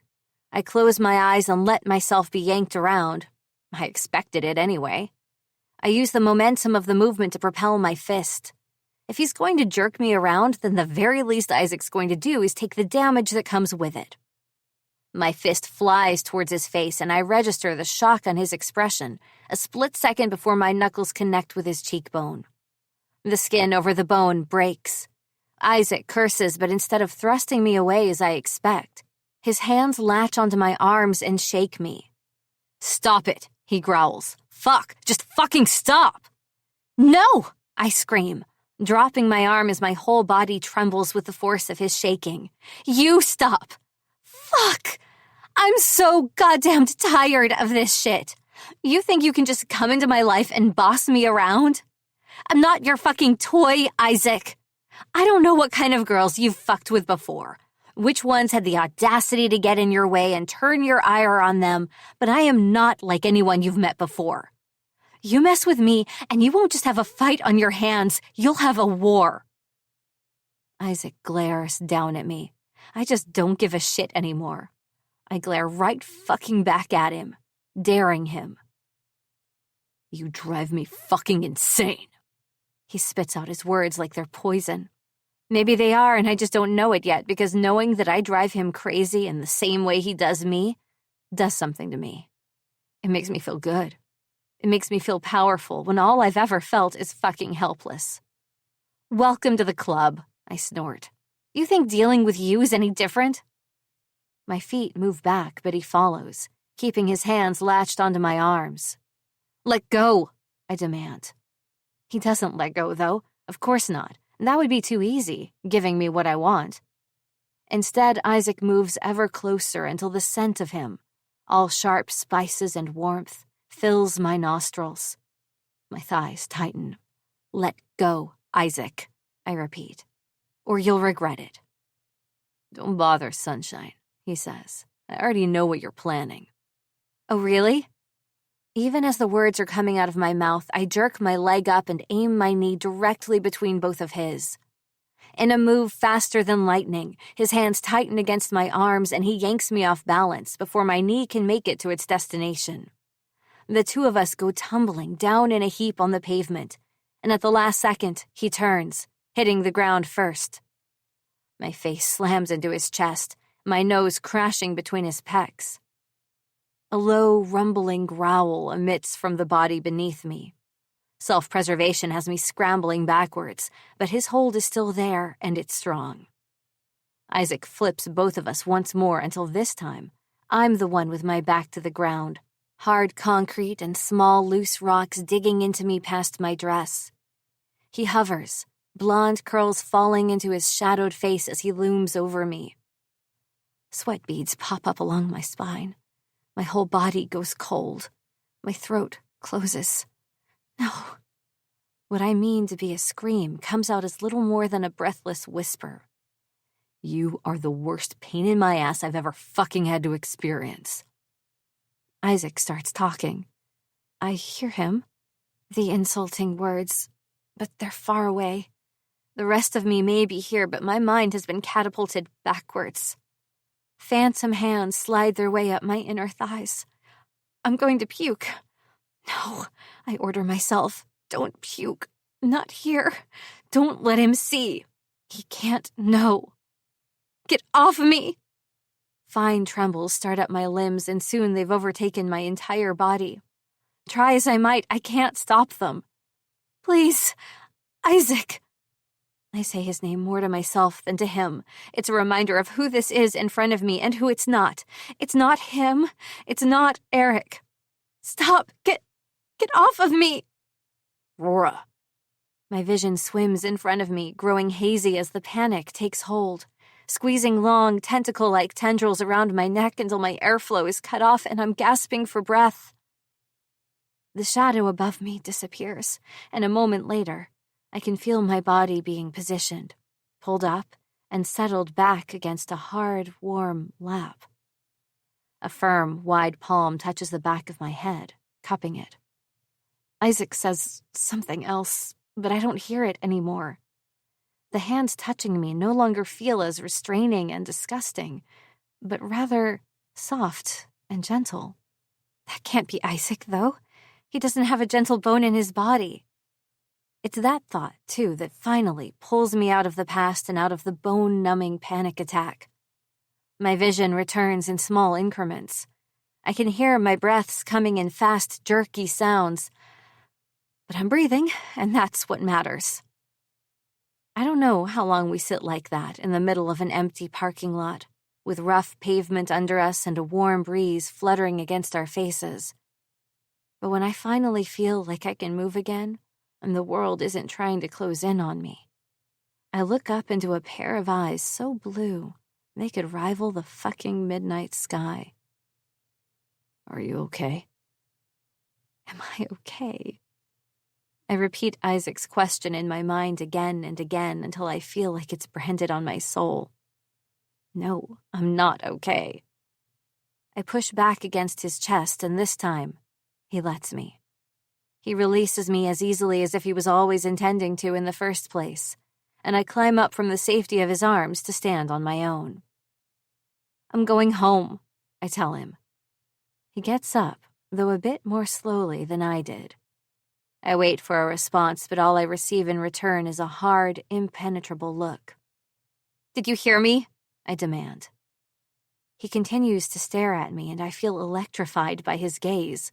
He looks like a blue-eyed tiger hunting its prey. I take a step back. He takes one forward. Isaac. You're not going anywhere, Aurora, he says. I blink, but don't respond. He continues. You can go home after we've had our talk, he repeats. Now, unless you want to tell me what that was all about. I stiffen as he gestures to the ground we'd just been sitting on before letting his gaze come back to me. There's no doubt what he means, and I have no intention of telling him shit. Then what you're going to do is get your ass back in the fucking car before I strap you down, spank your ass, and throw you in myself. This is just too much. Why? The question slips out before I can think better of it, and instead of sounding angry or frustrated, both of which I'm feeling, it sounds tired. More tired than I care to admit I actually am, especially to someone like him, someone that I should have my guard up with. He arches a brow. Why would I spank you? He clarifies. Or why am I forcing you to talk with me? Why are you even bothering? I ask with a deprecating laugh. My hands come up and I scrub them down my face, not even caring if it's ruining my makeup. It's waterproof anyway. It should be able to withstand the strength of the rest of my emotions, too. Why even bother to explain anything now? What are you hoping to gain? Isaac tilts his head to the side and considers me. What makes you think I'm trying to gain anything from you, Aurora? Don't bullshit me, Isaac, I say. You've been trying to torment me into doing what you want since the day we met. I blow out a breath. I'm tired, I admit. I'm fucking sick and tired of it.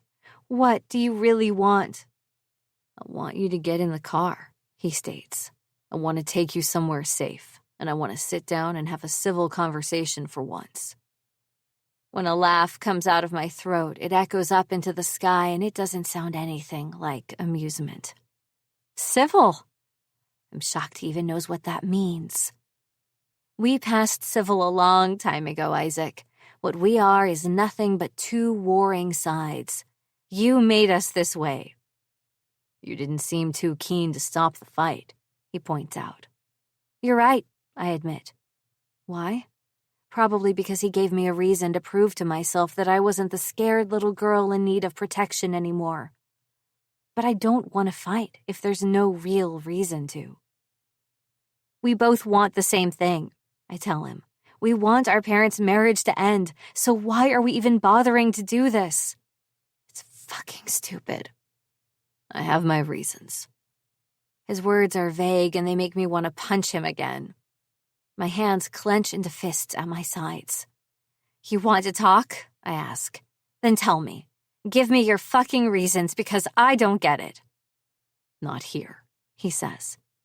Isaac steps forward and this time I stand my ground. He comes at me, step by step, inch by inch, until he's standing in front of me, and only then does he stop. Get in the car, Aurora. When I open my mouth to deny him once more, his head dips and my eyes widen as his forehead touches mine in the lightest brush. Please. There's a whole host of emotions in that final word. A plea. A wish. My lips part and hang open, but when he says it in that tone, I find it hard to deny him. My eyes slide shut.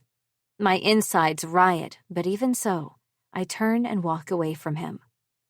He doesn't come after me because he knows where I'm going. I head to the car, where the passenger side door is still hanging open, waiting for me.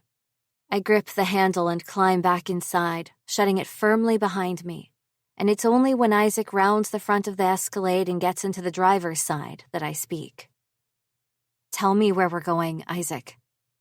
It's not a request. Isaac's hands grip the steering wheel and he turns the key in the ignition. Away, Aurora, he answers. Far, far away. 21. Rory. Isaac's far, far away isn't actually that far. At least, physically, it isn't. But as we pull up in front of a hotel several minutes later, it feels like both of us are lost in a haze of our own thoughts. Maybe he meant that the two of us would eventually escape this cycle we were born into, fighting for dominance when all we are meant to be are pawns in someone else's game. Come on. I don't fight him this time as he parks at the entrance and gets out, tossing the keys to a valet. We enter the building and I trail behind him, passing the front desk without stopping.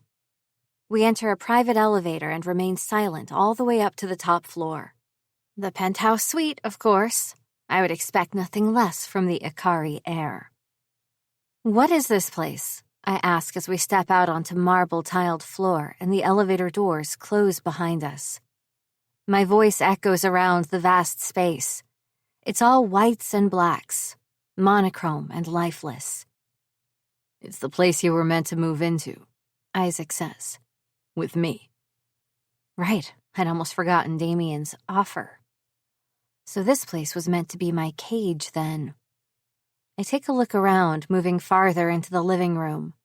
The only sign of life aside from the two of us are the various plants around the room. The contrast of so much empty space next to vibrancy almost makes my eyes hurt. Okay, I say, my voice echoing in the quiet, open space. Well, you've got me here, now, Isaac. I turn towards him, my back to the wall of windows and the glass doors that lead out onto the rooftop patio. Say what you want to say. He looks at me for a brief moment, and when he doesn't immediately respond, I scoff. What, is the place bugged? It wouldn't surprise me. Damien Icarus strikes me as the kind of control freak who wants to know everything about everyone at every second of every day, including his own son. He shakes his head. No, I wouldn't move into a place if I thought it was bugged. I have a team sweep it regularly. His words confirm my suspicions. My eyes narrow on him. I'm starting to develop a larger picture of what's going on. Damien and Isaac, despite being father and son, are at war. A far more brutal and bloody war than the one between him and me. I exhale and look back to the room, scanning it until I find what I need. The second I spot the alcohol cart, I make a beeline for it, I pop the cap on the decanter sitting there and pour myself a hefty dose of whatever's inside. It doesn't matter what it is. All alcohol numbs the senses eventually, and I hadn't had nearly enough back at the club. What the hell do you think you're doing? Isaac doesn't move fast enough to stop me. Before he can make it across the room, I've got the glass half full and placed at my lips. I swallow back a mouthful, wincing at the burn in my throat, and then down the rest. When his hand lands on my shoulder and his fingers pluck the glass from mine, it's too late. What the fuck am I doing? I repeat with a laugh. What the fuck are you doing? Dancing around the subject? I let him take the glass and place it back on the cart before I jab him in the chest. You brought me here, Isaac. Time to spill the fucking beans. If there's a point to the cloak and dagger shit, I'm ready to listen. His eyes turn cold as he looks down at me. No, I don't think you are. You're just angry. You want to get drunk. You're damn right I want to get drunk, I snap. And you want to know the reason? I grab him by the front of his shirt, sinking my nails into the fabric as I drag him with me.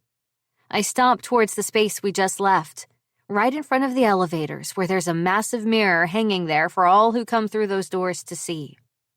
Take a good long fucking look, I say, shoving him towards it.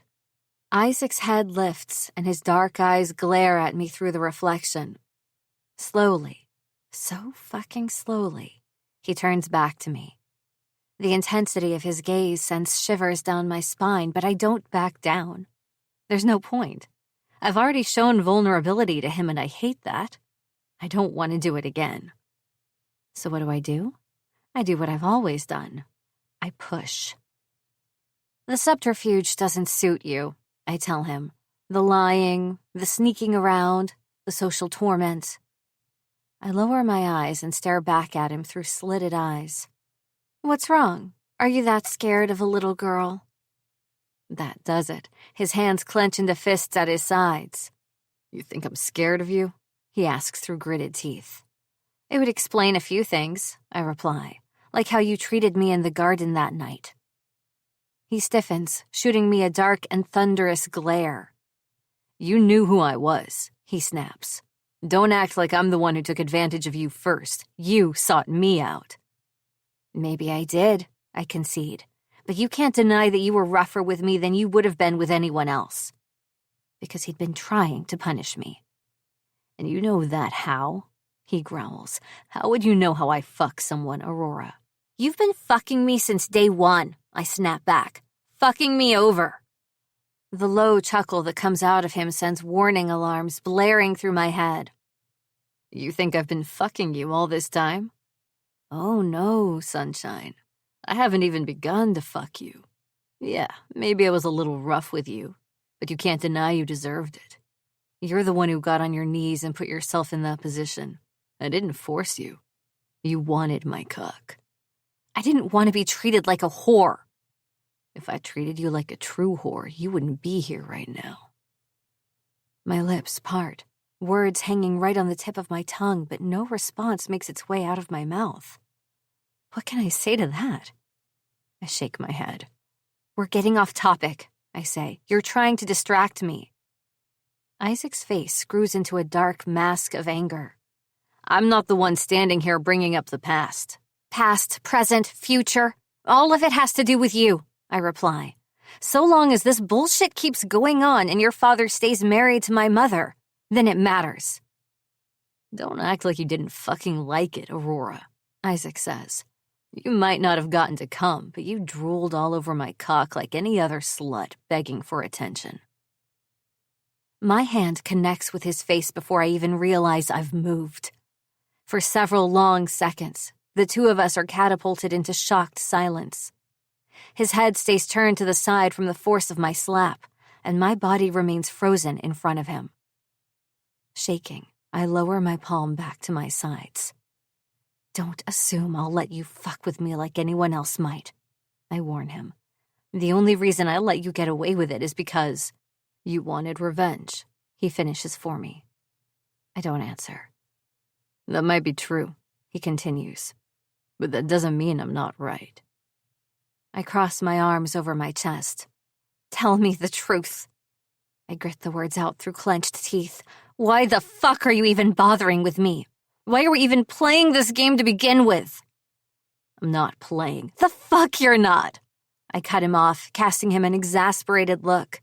Does he truly expect me to believe that he hasn't been moving his pieces around on the chessboard between us the whole time? The words seem to strike something within him. His dark gaze finds mine, and without realizing it until it's already happened, I take a step back. You want to know what I'm doing? Fine, I'll tell you, you fucking bitch. I'm trying to fucking protect you. His responding yell chills me down to my bones. It vibrates the mirror hanging on the wall. There it is, I realize. The crack in his once impenetrable armor. I keep my eyes on his as he advances on me in quick, stomping steps. You fight me, and you fucking fight me, he seethes, striding forward as my arms drop and I keep backing away. But Aurora, you are in far more danger than you realize. He's not done. Something seems to have snapped within him, and I feel like I'm finally seeing him for the first time. His insides are just as shredded as mine. His eyes are wild, his nostrils flare, and his chest pumps up and down with effort. You want to know why I brought you here? He doesn't stop until he's a shadow looming over me, his hand slapping the wall next to my head. I brought you here to warn you. You should be fucking terrified. Of me and of my father. You're right to be wary of both of us, but between him and me, I am your only salvation. So do both of us a favor and keep your fucking mouth shut and your head down. Stop fighting me. If you want to do something to help, convince your mother to divorce him, as soon as possible. The sooner the two of you are far away from Hazelwood and Damien Akari, the better. Why? The tops of his cheeks are stained red, not with embarrassment, but fury, and something else. But it can't be fear, can it? Lightning strikes in his blue eyes, clear as day and dark as night. Why? He repeats quietly, sounding stunned. Fucking why? Because he will fucking kill you, Aurora. That's why. There's a flash of that enigmatic emotion within him at the roar that erupts from his throat. Small trembles start up and move throughout my whole body, taking over. Why the fuck do you care whether or not he kills me? That's the question that I can't help but ask. Why is he dancing around it? Why won't he admit it? Is it really that fucking hard to just come right out and tell me everything? Does he not think I can handle it? Does he think I'm some pathetic little girl in need of his protection? There are all these questions and no answers. I'm alone here in the dark, confused, not just by his words, but the reason for them. Why does he even care if I live or die by his father's hands? I need it in plain words. I need to know if it's the truth or if I'm just fucking crazy because being around him makes me feel like I am. Like every second spent in his grasp is another second I'm slipping free of my carefully maintained facade that everything is all right. Why do you care, Isaac? I repeat the question, looking up into his gaze, daring him to continue, daring him to open his perfectly sculpted lips and tell me another lie. Is this really about his father, or is he afraid of me? I'm not important, I continue, stabbing at his ego, pricking his pride. He's close enough to the edge that I know if I keep it up, something will break and maybe I'll finally see a little bit of the real emotions of Isaac Akari spill out. I'm nothing but a pawn, right? I'm just your stepsister. The last word is a fucking taunt, a barb I know he won't be able to resist biting back against. Not your friend, and certainly not your lover. He pulls back, and this time, instead of the flat of his palm, his fist hits the wall, making the paintings and mirror nailed into it shake and tremble with the force of his anger. Shut up. His words are dark and violent, shaking with an inner fury that I knew he had to possess, yet haven't seen him release in front of me. I tilt my head back, chin up, with my eyes on his, and I do something I never thought possible. Make me. Silence and seconds stretch between us. I don't know who moves first, but I'm afraid it's me. It is me. I can't help it. All I know is that we have been building towards this moment. I've been climbing the mountain that is Isaac Ikari for what feels like all of eternity, and I'm tired of fighting against our natures. I push up and slam my mouth against his. There's a stunned moment where he doesn't move, and I open my eyes to find him staring back at me. I don't move away. I don't apologize. If he denies me now, if he rejects this, then I'll know the truth. I was crazy. But he doesn't do any of that. In fact, the slow curve of his mouth reveals that I haven't, in fact, lost all sense of reason. Not at all. His anger turns into pleasantly surprised amusement. He smirks against my lips, and then he reaches down, cupping the back of my neck, and his eyes slide shut. Tongue against tongue, he delves inside of me and sucks out the very last breath of resistance lingering between us. And fuck him, he's a good fucking kisser. I may have started this. I may have been the first to give in, but if Isaac is anything, he's a control freak. To him, he has to be the one to finish it. He pushes me back into the wall until my skull is flush with the plaster, and then he consumes me. A leg slides between both of mine, his knee pressing up against my pussy, and a whimper escapes me as the rough feel of fabric presses right against my clit. Now I know what that smirk was about. It was almost like he was saying, "Oh, sunshine, you're going to regret choosing this path." But I don't. "You should have run when I told you to," he tells me. "You should have run so far and so fucking fast." "Why?" I taunt. "So you could watch my ass?" He barks out a laugh and shakes his head before bowing towards me. His hands are hard on my body, their hold unbreakable. I squirm under his strength, my insides clenching and unclenching as need pulses through me and goes nowhere. "I'll make sure you're safe," he promises. "It'll be painful. It won't end here. Just remember, as you suffer in the fire you lit, you wanted this." I know. It's the only thing I can say. I can't deny his words because he's right. I do want this. Even if he burns me alive, I won't regret this. Because this is the most alive I've felt since that night 3 years ago, when a man who should have never touched me thought he could take without consequences. No, I shut that thought down without remorse. I don't want the past to intrude on this. This isn't for him. This is for me. This is all for me. I shove my hands up into his sandy blonde hair, the mixture of brown and gold tangling in my fingers as his curls twine around the digits, and I kiss him back. He wants to eat me alive? Swallow me whole? Own me? Fine. He can, but he'll have to fight for it first. 22. Isaac. Aurora Summers kisses like the world is ending. She opens her mouth and lets me sink deep, like this will be the last time anyone shows her any sort of affection. She's all hard lines and jagged edges, a princess trapped in an incredibly high tower, surrounded by walls of thorns and even a fiery dragon or two. When she finally decides to break free and step outside, she bursts to life.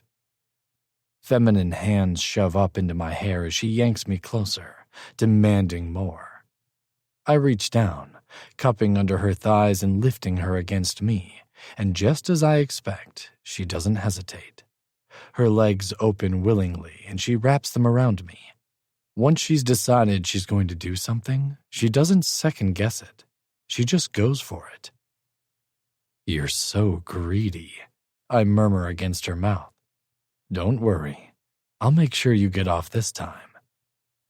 "I don't know if I can trust that," she replies, panting. "I'll just have to take it for myself." Her chest pushes against mine. I can feel the rapid beat of her heart. Her scent is in my nose, her hair in my face, her hands on my skin.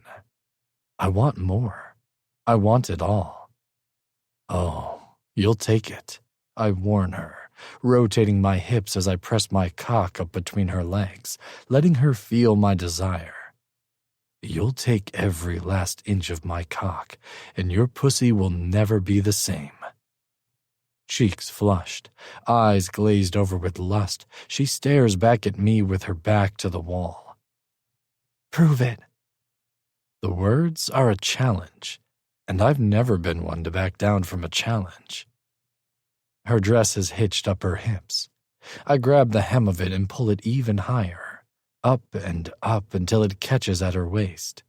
Only then do I stop and reach around, finding the zipper and yanking it down.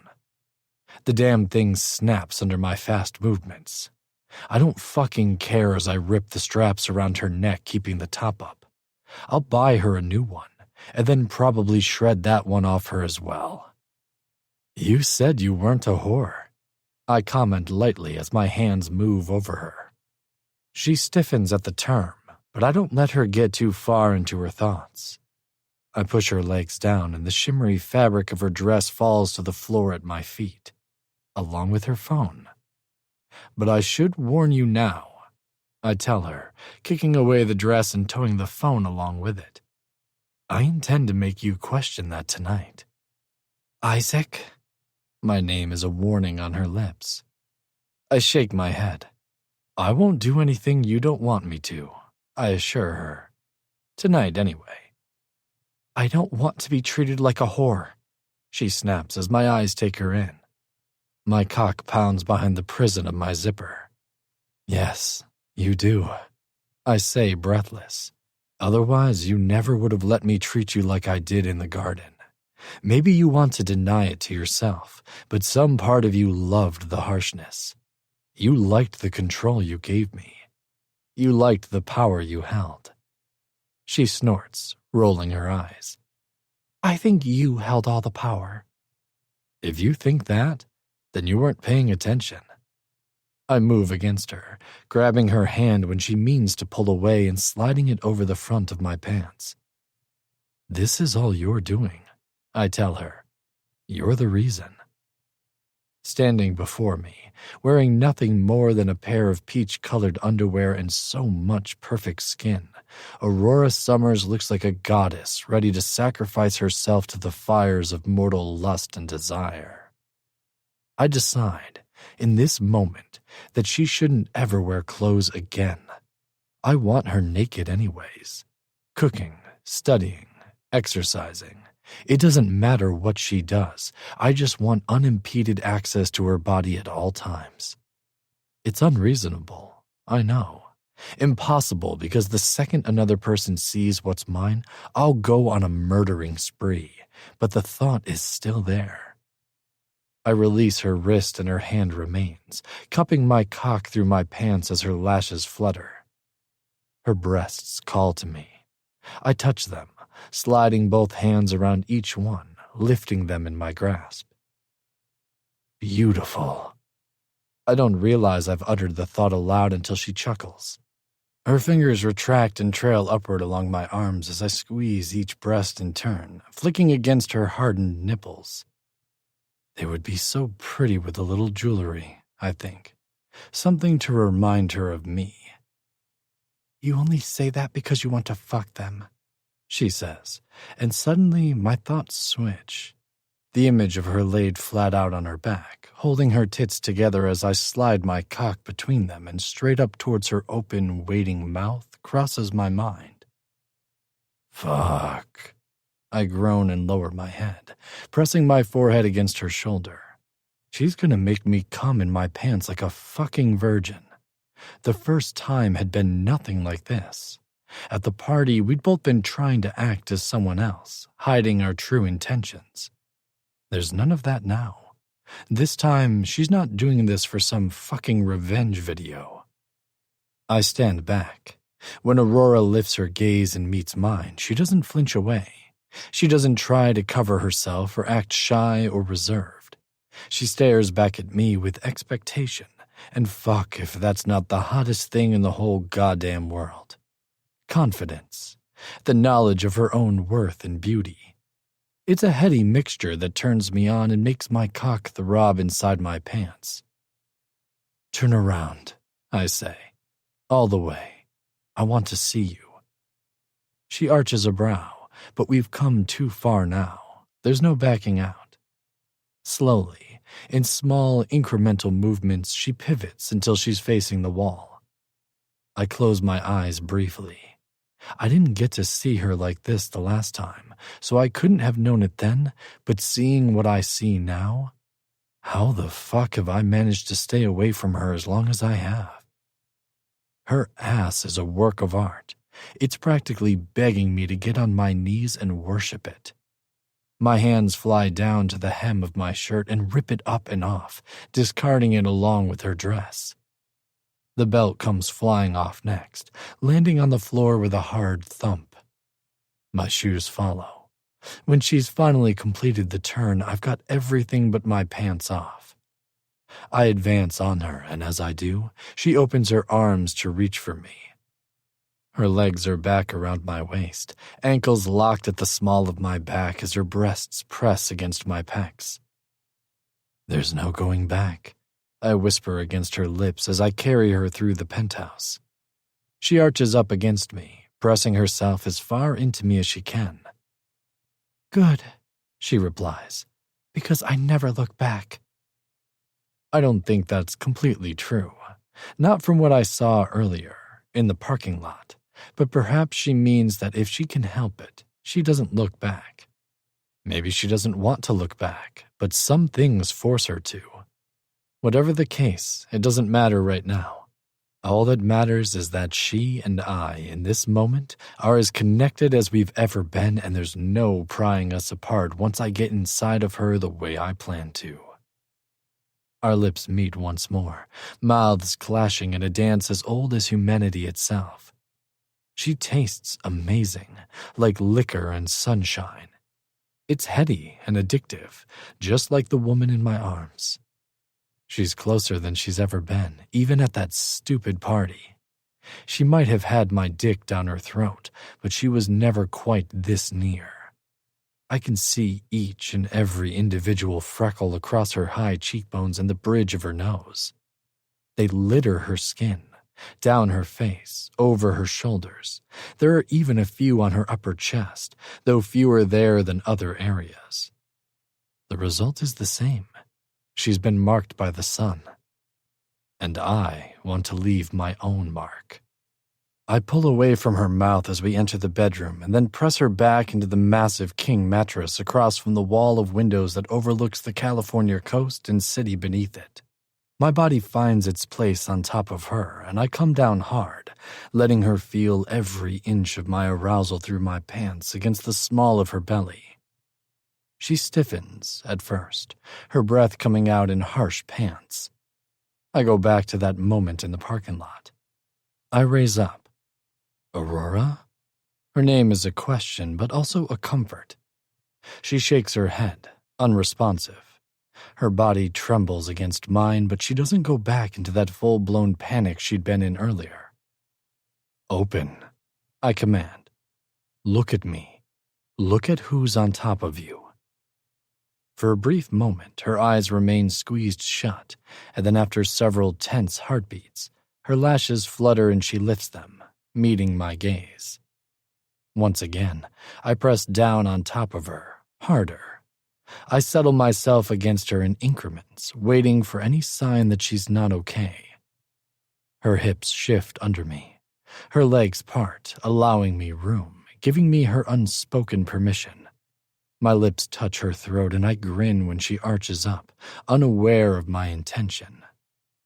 A cry of surprise echoes from her throat as I sink my teeth into the soft, delicate flesh between her neck and shoulder, biting down hard until I'm sure there's a perfect indentation marking her skin, one that won't be going away anytime soon. "Fuck!"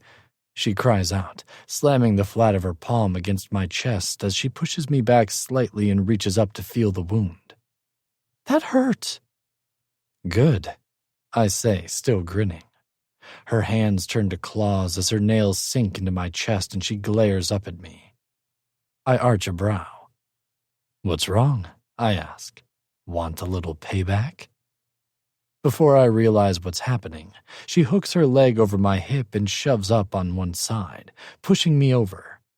We flip, and she ends up straddling me from above, her nails still digging their way into my flesh.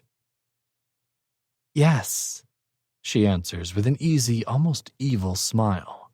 She leans down, and my eyes find the place that I marked. It's blossoming into a pretty red color, and I know before the end of the night, it won't be the only wound either of us will be sporting.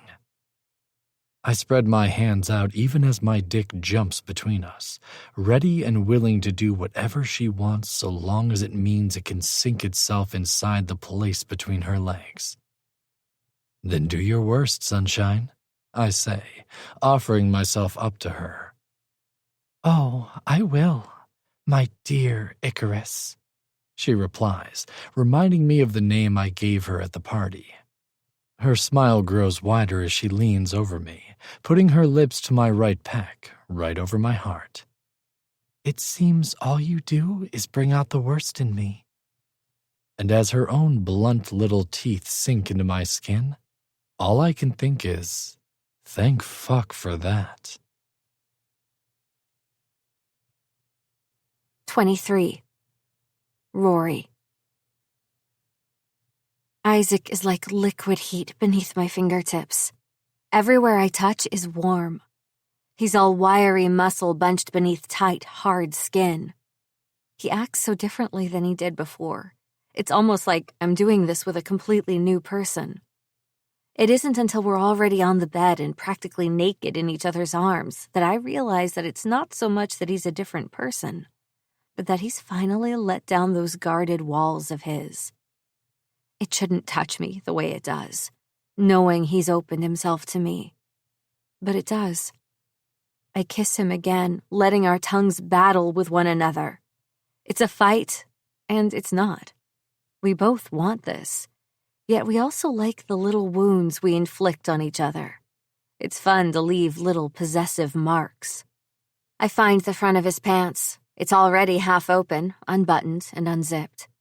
I push my fingers inside, setting them flat against the ridges of his cut abdomen, and sliding them beneath the fabric of his underwear and pants until my fingers meet the iron-hard cock beneath. It was dark the last time I touched it, that last time I'd taken it in my mouth. I'd almost forgotten how big he is. Even as I circle my fingers around the hard length of him, I can't believe I somehow fit him all the way in my mouth, my throat. How the fuck didn't I choke? As if he can hear my thoughts, Isaac chuckles and a moment later speaks. "Is that all you're going to do, sunshine?" He challenges as I lift up and look down at him. "Give me a handjob? I thought we were past cheap teenage party favors. Or are you getting cold feet?" With him, always. He frightens me far more than I'm willing to admit, especially out loud. But with this, we're already too far gone. "You're the one who left your pants on," I tell him. "Maybe you're scared I might defile you."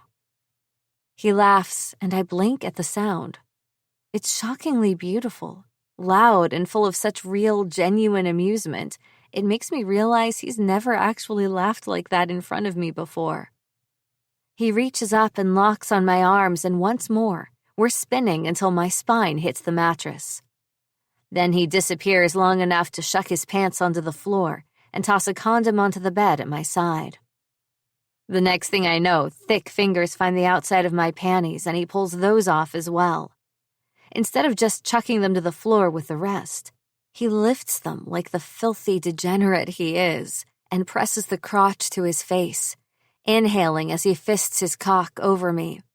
Isaac takes up the space between my legs, and I spread them wider to give him room, not even aware of what I'm doing until a wash of air strokes over my soaked pussy. By then, it's too late. I'm too far absorbed in what he's doing. He wraps his hand around his dick and pumps it from base to tip and back as he presses the soaked fabric of my panties to his nose and mouth with a groan. The muscles of his abdomen ripple as his hips roll into his hand, and he puts the drenched spot of my panties right over his mouth and nose.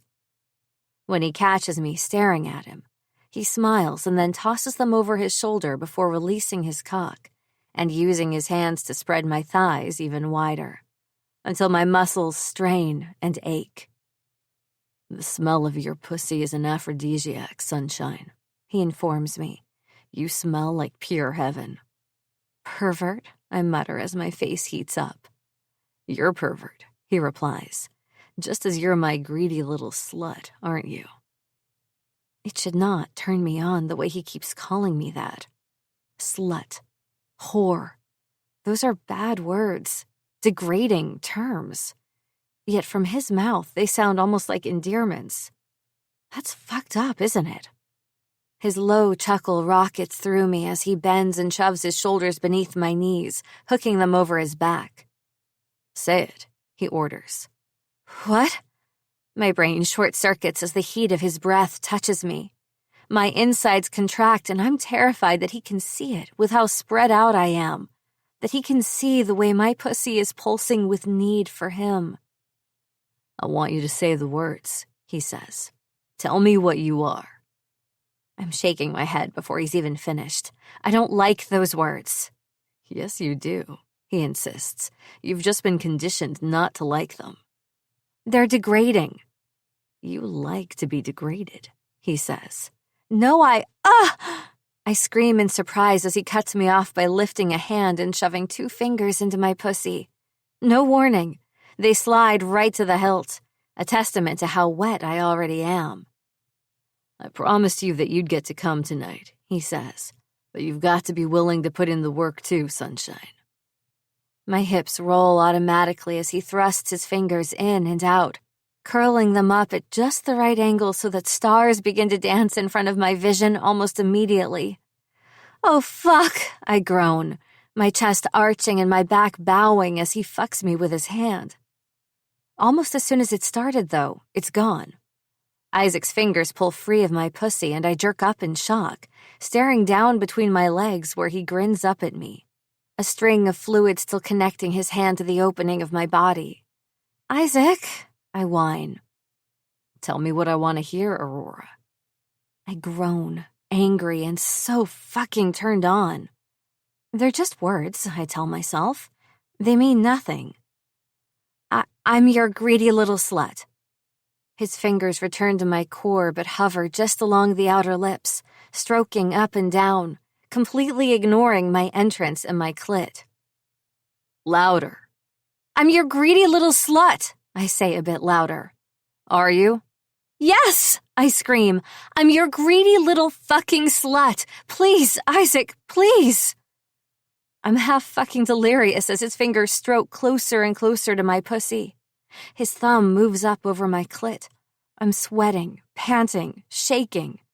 My whole body flares to life, tightening all over as it anticipates his next move. Warm breath filters over the outside of my pussy, and a second later, Isaac's fingers are at my core once more, spreading me open. "So fucking wet," he whispers against my flesh, and just the brush of his words across my clit makes my back bow. "So fucking ready for me." I've had guys do this for me before, and all of them had made me feel like it was just a part of the foreplay they had to get through in order to fuck me. This, however, is different. Isaac's words are spoken with a low reverence that sounds almost holy, even though they're anything but. Shivers skate down my nerve endings. Little pops of electricity spark up beneath my flesh.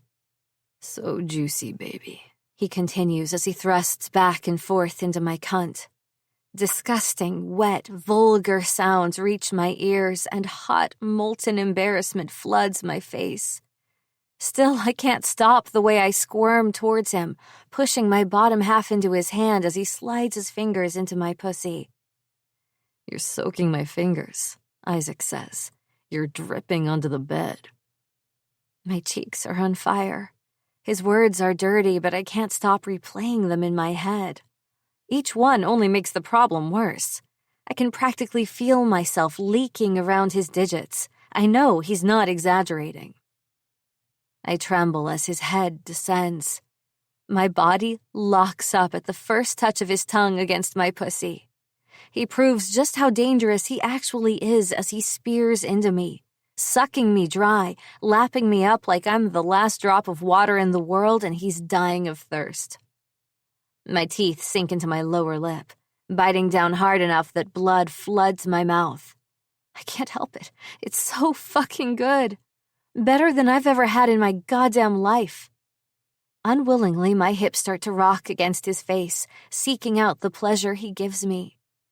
With shaking hands, I reach down and thread my fingers into the blonde locks at the top of his head. He doesn't seem to notice. He's far too focused on sucking down every fresh gush of wetness that spills out of me. His mouth opens and his tongue slides through my folds, and above it all, his fingers press down on either side of my clit, both holding me open and reminding me that he can end it all in a heartbeat. Fuck! I gasp for breath that never seems to come. All of the oxygen in my lungs has evaporated, leaving nothing behind, and I'm left to shake and tremble beneath his ministrations, and hope like hell that he ends my life with pleasure before the suffocation does it for him. A moan erupts from me as he hits a spot inside that sends my mind reeling. My thighs lock around his head, and a fresh wave of heady pleasure hits me. I can't take it for much longer. Isaac, I rasp. Isaac, oh God, please. He devours me. His fingers pinch down harder on my clit and send me into an explosive white light that tears through my mind. A scream is ripped from my throat as my hand clenches against his head and an orgasm overtakes me. There's no controlling it. I lose track of everything from his mouth on my pussy to the air against my flesh. My eyes slide shut, and it isn't until I feel him pull away that I notice the waning of my orgasm. It's hard to notice anything past the quivering of my own limbs. Isaac slips up my body, gripping my hips and yanking me down until my lower half is in his lap. My eyes open to mere slits. Fine trembles still shiver along my skin and spine as he looks down at me, mouth coated in wetness. He takes his cock in hand, slips the condom on and directs it towards my still throbbing, contracting pussy, pushing just the head inside. "There you go, sunshine," he says, his voice hoarse as he licks his lips and moans. "Open for me." There has never been a command that I've wanted to follow as much as that one. My legs spread and I even reach down with shaking fingers, cupping them beneath my thighs as I hold myself open for him, giving him everything. His lips pull into an off-kilter smirk that does wicked things to my insides. "Good girl," he praises me as he sinks inside. "I knew you would be. My good fucking girl." I gasp, arching into the movement as he stretches my hole. "Fuck, you're tight." Of course I am, I think with a wince. I haven't done this in a long time. I'd been willing to do so much to get back at him, but it isn't like I've slept with that many guys. This is different. He is different. Isaac's face scrunches up and he releases the base of his cock to punch the mattress next to my head as he bends over my body, slowly but surely sawing his way into my cunt. One hand comes up to cup my face. My thighs are trembling with effort. "There we go," he whispers, holding himself above me. "Just like that. Oh, fuck. Rory, you take my cock so fucking good, sunshine. You're squeezing the shit out of me." The stretching burn of his dick makes me bow up towards him once more. "It hurts," I whimper. His gaze clashes with mine and he bares his teeth at me. "How does it hurt?" The question sounds more like a command. My throat goes dry. "It burns," I say, panting. "It's too big." "You like the burn," he says, pushing harder, grinding his hips into me. I snap my head back. "Ugh, fuck. No, I don't." "Then why are you so fucking wet?" he growls. "Why are you soaking my cock in your pussy juices, Aurora?" I shake my head back and forth, a physical denial to his words. One of his hands shoots down to my pussy and I clench up, forcing a groan out of his chest. His fingers slap the top of my mound right over my clit. "Ah!" I scream. "Don't fucking test me," he growls, shoving his fingers into my pussy, stretching it even further as his dick invades. The burn increases, growing hotter. His fingers don't stay, though. As quickly as he thrusts them in, he pulls them back out and then holds them in front of my face. "You see this?" he says, separating his fingers enough for me to see the wetness sticking them together. "You fucking love it. Your mind might believe one thing, but your body knows the truth." I can't hold myself up any longer. I release my thighs and instead reach for him, wrapping my arms around his strong shoulders. "Please," I beg, as my chest aches with need. I burrow my face against him, trying to hide from both his words and the intensity of his gaze. "Isaac, please fuck me." A growl erupts from him, something animalistic and dark. His hands return to my hips. "I shouldn't let you get away hiding, Aurora. Don't think you'll get away with it every time." "I just want you," I whine. "Please, I just want... Ugh, yes, right there. Please, oh please, fuck me, fuck me, fuck me." I can't stop chanting the words over and over again until my throat feels raw. I didn't realize what those words would do to him or me. I didn't realize how much he was actually holding back. But as the last sound of my voice fades into the room, Isaac cups my hips and pulls back, nearly ripping his cock from within me before slamming completely forward, filling me up. Light flashes behind my eyes at the sheer force of it. It stings. It fucking burns. He doesn't stop there, though. Isaac rails me, fucking into me with harsh movements.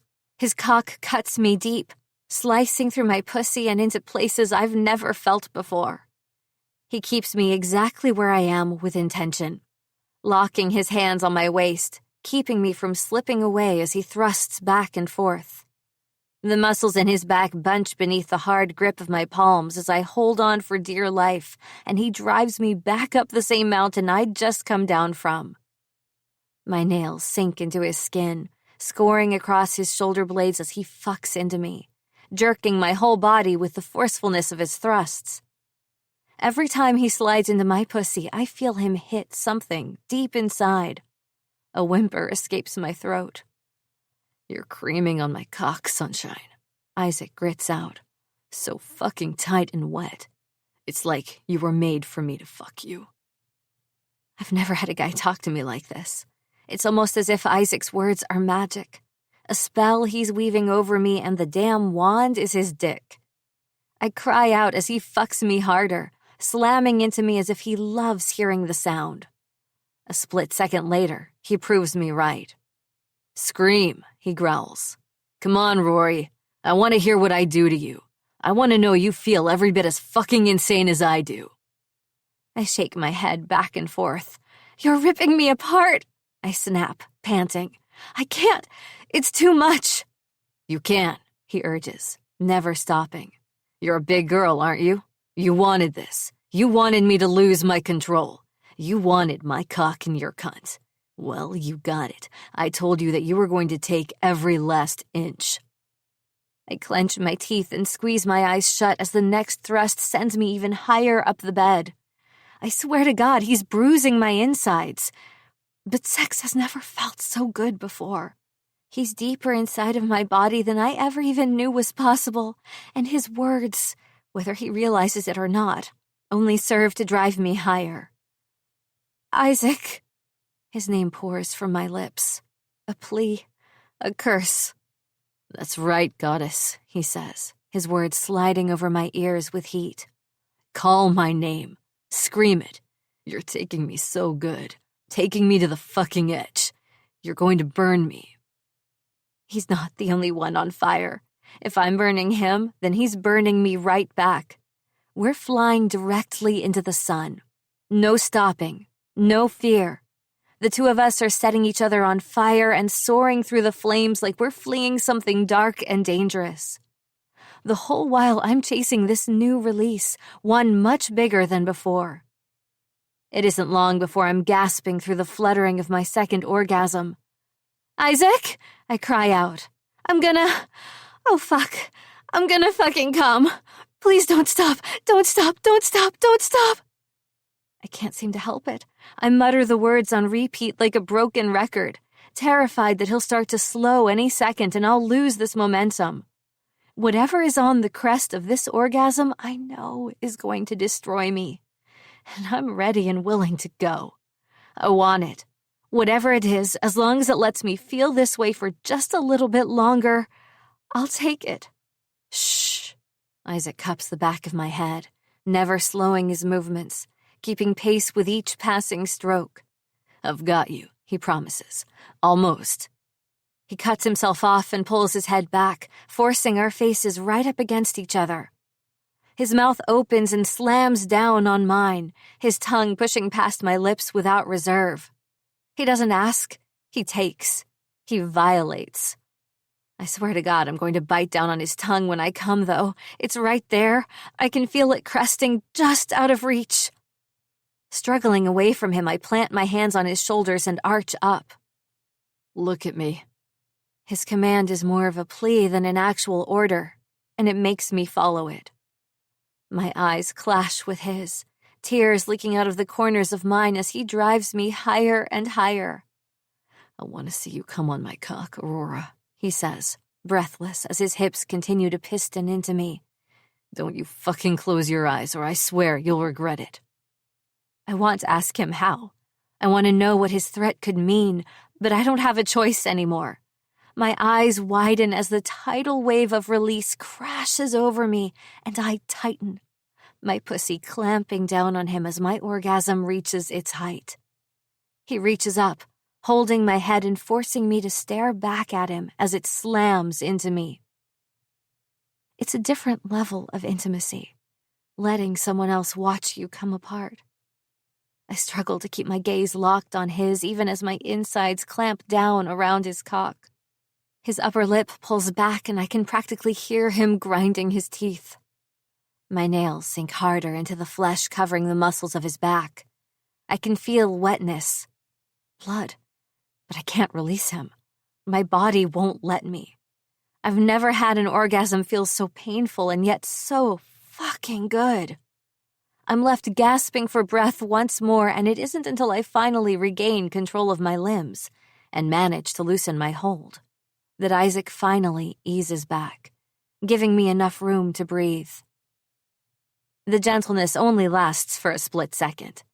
I stare up at him as his hands land against me and push. Isaac practically shoves me back into the mattress, and my eyes widen as he pulls out of me completely, ripping the condom off as he palms his cock and strokes it above my mound. I bite down on my lower lip as I watch his hand fly over his shaft in hard, violent movements. A part of me wonders if it hurts. But then again, with the pain that he gave me, maybe that's what we're both into. "Spread your legs open," he growls. "Hold them." Blinking, confused, I do as he commands. My thighs tremble as I pull them apart and hold myself open as he squeezes his cock, the veins on both it and his throat standing out with each passing second. It doesn't take long for him to erupt. Cum shoots out and hits my lower belly, startling me with how hot it is. Isaac doesn't stop there, though. He directs his cock down further as another stream of it lashes out and hits my pussy, soaking through the wetness so that I can feel it before he then aims it upward. The next volley arches up and lands on my breasts. All over, he coats me in his release. Groaning as he paints me in his cum, Isaac marks me, emptying himself all over my pussy, stomach, and tits until his arms are trembling and I feel the sticky evidence seeping into my flesh. Only then does he seem to regain his senses. Panting and flushed, Isaac looks down at me and smiles. A true, pure smile. Even coated in sweat with loose, exhausted limbs, I feel the fluttering of more arousal slip through me. Fuck no. How? After 2 back-to-back orgasms? How can he do that? Isaac leans down, brushing my damp hair back as he presses a close-mouthed kiss to my stunned lips. You look so fucking pretty covered in my cum, sunshine. The words he whispers against my mouth shouldn't make me hot, but they do. When he pulls back, his eyes open and lock with mine. There's no going back now, he tells me. My lips part, but no words come out. Say it, he orders. Tell me that there's no going back. There's no going back, I answer, numbly. I know he's right, but this sex can't really fix everything. He has to know that. He nods. Who do you belong to? He demands. I press my lips together, and when I don't immediately answer, his hands tighten on my body. Aurora. My name is hard on his tongue. Who do you belong to? I shake my head. Isaac, That's right. He cuts me off without letting me finish. His blue eyes burst to life. Me, he whispers. You're mine, sunshine. My stomach hollows out, and the reality of what I've just done hits me sharply. Just like that, I know there really is no going back. He and I are past the point of no return. This one decision has locked us together. Suddenly, a true fear springs to life in my mind. What does this mean? Isaac and I are like day and night. One night of hardcore fucking doesn't make a relationship. His possessiveness isn't reality. His demanding behavior and his desire to protect, none of it cures the fact that there are still too many secrets between us. How do I make him understand that, though? How do I proceed? We may have given in to the attraction we both couldn't stop, but there's so much more at stake. So much more we have to worry about. I reach up and my fingers brush his. I make a split-second decision. One I doubt he'll like, but it's one I have to make. Whatever we are, whatever this is between us, we'll have to discuss it later. What's important is everything else. His father, my mother, the danger he spoke of, the war that's brewing. What now? I ask. There's no running from my meaning, no hiding it. His jaw clenches and unclenches. His lashes flutter, and I can practically see the thoughts spinning through his mind. We'll figure it out, he promises me. Whatever happens, though, I swear you'll be safe. It's not just me I'm worried about, I tell him. What about my friends? Will he use them? Or what about my mother? What happens to her after he's done? He grimaces, and I have my answer. If he thinks they'll work in his favor, then yes, Isaac answers regardless. I won't have my friends involved, I tell him. I can't let that happen. It's too late for my mother, but for them, I can still do something. Do you trust me? Isaac asks. I blink. What? Do you trust me? He repeats. I stare up at him, my eyes glancing across his face, trying to seek out a motive for this question. But all I see is a cool determination. I want to say yes, but even the purest of relationships have fallen before, and our relationship is anything but pure. I bite down hard on my lower lip, forgetting that I've already cut it. More blood fills my mouth. Isaac reaches up and presses down on it. Don't, he whispers. Don't think about it. Just let me handle it. I won't hurt you anymore, I promise. I shake my head. I'm sorry, I reply. I can't. He frowns down at me before releasing me and sinking back on his heels. You can't what? I swallow and lean up, keeping our gazes connected. It's not that I can't trust you, I tell him, but it's too soon. It's too early. Whatever you have going on, whatever you think you can do against your father, the only way we can move forward now is if you involve me. Even if we're not forever, the least we can be is allies. No. His tone is hard, his face angry, but I push forward.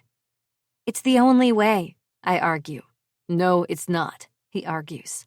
You don't want to get involved with him. It's too dangerous. I sigh.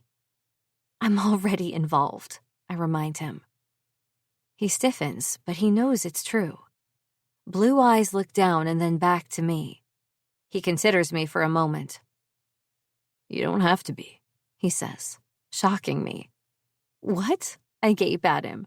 What the hell is that supposed to mean? You can escape his path, Isaac tells me. I can see the thoughts working through his mind and the expressions that play out over his features. Worry, consideration, realization, acceptance. I don't know what he's thinking, but I have the sneaking suspicion that I won't like it. Follow your brother, he tells me. Go to East Point. My hand snaps out before I even realize what I'm doing, and I cup it around his throat, holding him as I shove my face close. My words, when they come, are low and angry. Fuck that, I spit back at him. You are not sending me away like someone in need of protection. You are in need of protection, he replies coolly. He doesn't even flinch or make any sort of reaction to my hand as it clamps down harder. I'm not leaving. I say the words with precision. He shakes his head. You're not putting yourself in danger either. We're at a stalemate, him and I. Neither one of us is willing to budge. A rock and a hard place. I'm not even sure which of us is which. Be careful, Isaac, I warn him. Be very fucking careful. Just because we fucked doesn't mean you get to tell me what to do. He chuckles, his full masculine lips spreading into a wicked grin. You admitted your mind, sunshine, he says, leaning into my grasp as if it doesn't bother him at all. I didn't, not really. He just heard what he wanted to hear, and I let him. It doesn't mean I'm truly his. Even as I think that, though, guilt pricks at me. That more than anything fucking means you should do exactly what I tell you to do. But I get it, Isaac continues. I blink. You're not used to being out of control. It'll take time for you to realize that you can hand it all over to me. His hands clamp down on my hips and he lifts me, depositing me back on his lap, despite all the sticky, sweaty aftermath still all over the both of us. His lips descend and take mine. It's powerful, this kiss. It's commanding. It's mind-numbing. But fine, he whispers when he pulls back. You win. For now. My hand falls away from his throat and he takes my mouth again. But in the back of my mind, despite the slack he's given me now, I know it can't last. How long will I keep winning? Or is this even a true win?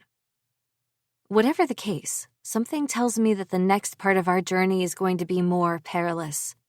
If I want to be ready, I need to do more than demand inclusion. I need to be able to protect myself and my friends without Isaac's help. I won't stand next to him as a damsel in distress. I will stand as a fucking goddess. And should I fall, Isaac Ikari will fall with me. 24. Rory.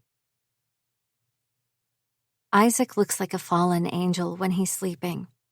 The bronze gold of his hair shines in the dim lighting as dawn crests through the windows, and I pause in my efforts, my clothes clutched in my hands, as I take a moment to just look at him. My chest tightens.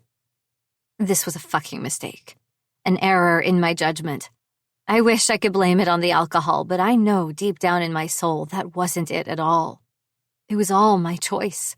He was my choice. A dangerous one. The air conditioning kicks on above my head, blowing a blast of cold air over my shoulders and shocking me out of the moment of reverie I'm locked in. I shake my head and turn away from the image the man on the bed presents. I take what little clothes manage to end up in the bedroom with us and head out into the hallway, collecting my things as I go. I pull it all back on, frowning as my dress catches at the back. Did he break it? The zipper gapes open and I growl in irritation, snagging what looks like a slim gray hoodie off the back of the couch in the living room and tugging it on to hide the fact. I slap the button for the elevator, praying that I can make it out of here before he wakes up. Thankfully, it arrives without any sound from the bedroom. I pull out my cell phone and curse when I see the barrage of text messages from Celine asking where I am and why I didn't come home. Quickly ordering a car as I head down to the lobby, I switch back to my messages and send a text, letting her know that I'm okay and I'm on my way home now. Thankfully, Celine is less prone to freakouts than Hell. Once she sees my text, she'll be okay. It's early enough that there aren't many people in the lobby as I hurry from the elevator to the outside. When I reach the rounded driveway, a slender black town car is pulling up. I don't wait for the driver to get out before I'm yanking the back door open and sliding inside. "Hazelwood campus," I bark. "Dorm side." The man in the front is quiet as he nods his acquiescence, and the car pulls out of the hotel parking lot. My anxiety is making me act up. I'm far more irritable than I should be. Odd, considering that I just had possibly some of the best sex of my life last night. Unlike my mother and peers, I never speak to people like that. The guilt eats away at me with every mile that passes under the wheels of the vehicle. By the time the driver pulls up in front of my dorm, I'm already pulling up my phone and adding a generous tip on my card by way of apology. Neither one of us says a word as I climb out of the back and head for the front doors. My heart hammers as the quiet of the hallways echoes in my ears. I press my key into the lock of the front door, turn it until I hear the lock click, and then withdraw it before easing the door inward. I step into the open kitchen of my dorm's apartment, pausing in the doorway as a familiar figure stands up from the couch. Hell crosses her arms over her chest and tilts her head to the side as she takes in my haphazard appearance. From the club heels I wore last night to the new, and definitely borrowed, hoodie I've got on over my dress. I'd almost rather it were Celine. Celine would be easier to fool. I glance at the floor as the door closes quietly behind me and snicks shut. "What happened?" she finally asks. I blow out a breath and scrub a hand down my face as I move further into the kitchen, tossing my keys onto the counter. She moves to the side as I kick off my heels and then sink onto the couch of our combined living space. "I made a mistake," I say honestly. "You fucked him." It's not a question, but a damn good guess. One I can't hide from. "Yeah."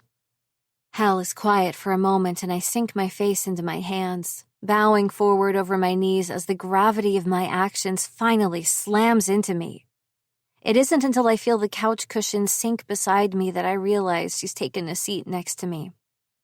Warmth hovers over my spine for a split second before I feel her press a palm to my back. "What are you going to do now?" she asks. After everything Isaac told me, I'm not sure. There's so much I don't know still. What I do know, however, is that I have to warn Marcus. I'd like to tell my mother, but she wouldn't believe me. Once she's in a man's clutches, she likes to remain there until she comes to her senses on her own. Nothing I can say will make her see the truth until she's ready.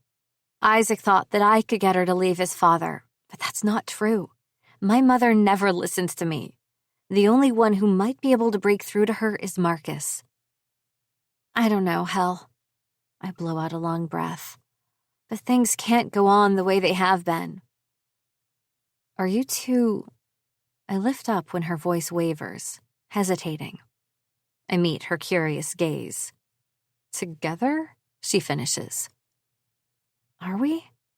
I open my mouth, except no words come. There's no answer. Instead, I'm left with only more questions. How would that even work? I ask. She shrugs. I don't know, Rory, she says. What does he think? I lean back and she withdraws her hand as my spine hits the back cushion with a thump. I didn't stick around to ask. You snuck out? I gesture down at my appearance and give her a half-hearted smile. Does this not look like the outfit of the Walk of Shame? I answer before groaning. I fucked this all up so bad. I should have never gone with him last night. Celine came home and said that you disappeared with him, Hel states. I was worried. I'm glad she made it home okay, I say. Hel sighs. Does this at least mean that he's going to stop torturing you? She asks. Maybe? Hell, I don't fucking know what's going on in Isaac Ikari's head. Having his dick inside me doesn't necessarily mean that suddenly he's become an open book. What terrifies me, though, are his words from last night. The claiming. You're mine, sunshine. His words echo through my skull like the ringing of a bell announcing the plague has arrived. The plague of the Ikari family, his father, him. He wants me to leave, I admit. He wants me to go to East Point with Marcus. Hel frowns and leans forward to take a good long look at my face. My expression, whatever it is, must only confuse her even more as her brows draw down lower and lower over her big eyes. What does that mean? She demands. I lift my shoulders and let them drop back down. I have no clue, I lie, but I'm not doing it. There's no way I'm going to tuck my tail and run away now. She eyes me for a beat. There's more you're not telling me, isn't there? Damn it. I press my lips together, but she's not an idiot. My lack of answer tells her everything she needs to know. You need to be careful, Rory, she warns me, pushing up from the couch. You need to be incredibly careful with him. Whatever is going on between the two of you, I doubt it's over. She's right. It's not over. Not by a long shot. I didn't realize it until after the fact, but Isaac is obsessive. The way he looked at me when he laid down his claim, even now I can recall the heat and intensity of his gaze. He meant it. Every fucking word. As Hel shakes her head at me and moves back towards the hallway, I let my head drop down to rest against the back of the couch and curse to myself. I have a feeling that once Isaac latches onto something, it'll take an act of God to make him let go. Right now, I'm his newest focus, and the only god around is the god of Hazelwood himself. Isaac Ikari. My Icarus. 25. Isaac. She's running. I smirk as I watch her in her bedroom at the Rosenfeld dorms, poring over textbooks and scribbling something into a notebook. While, initially, I'd been more than a little irritated and disappointed waking up without her in my arms, I can't help but feel like that's exactly how it was meant to be. Maybe if I'd woken up with her curled against my chest, I might have felt some form of regret. Instead, I'd been left without even the opportunity.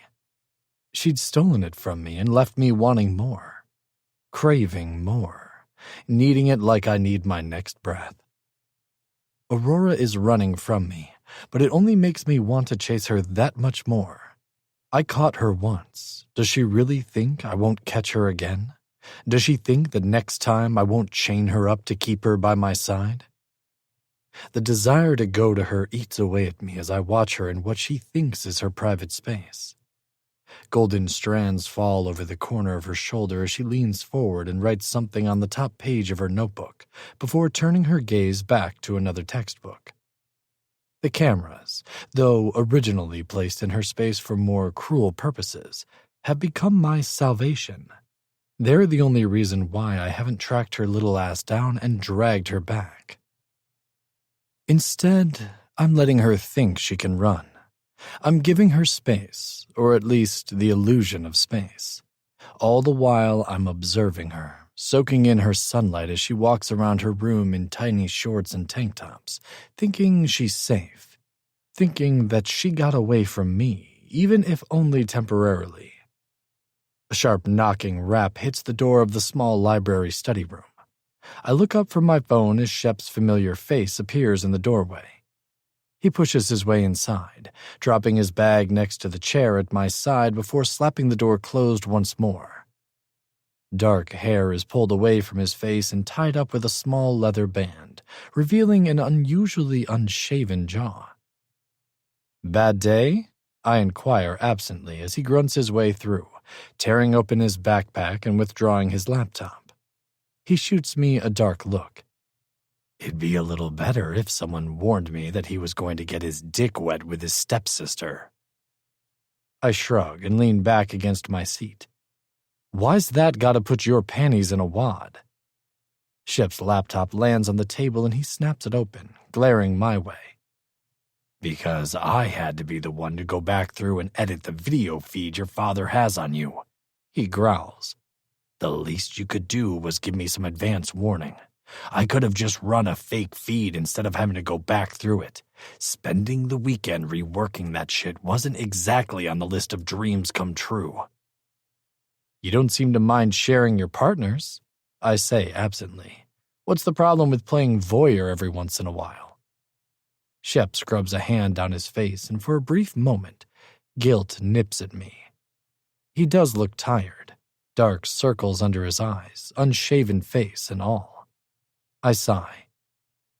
I'll be more mindful in the future, I tell him. I'm sorry. He crosses his arms over his chest and leans back. Does she know she was on camera?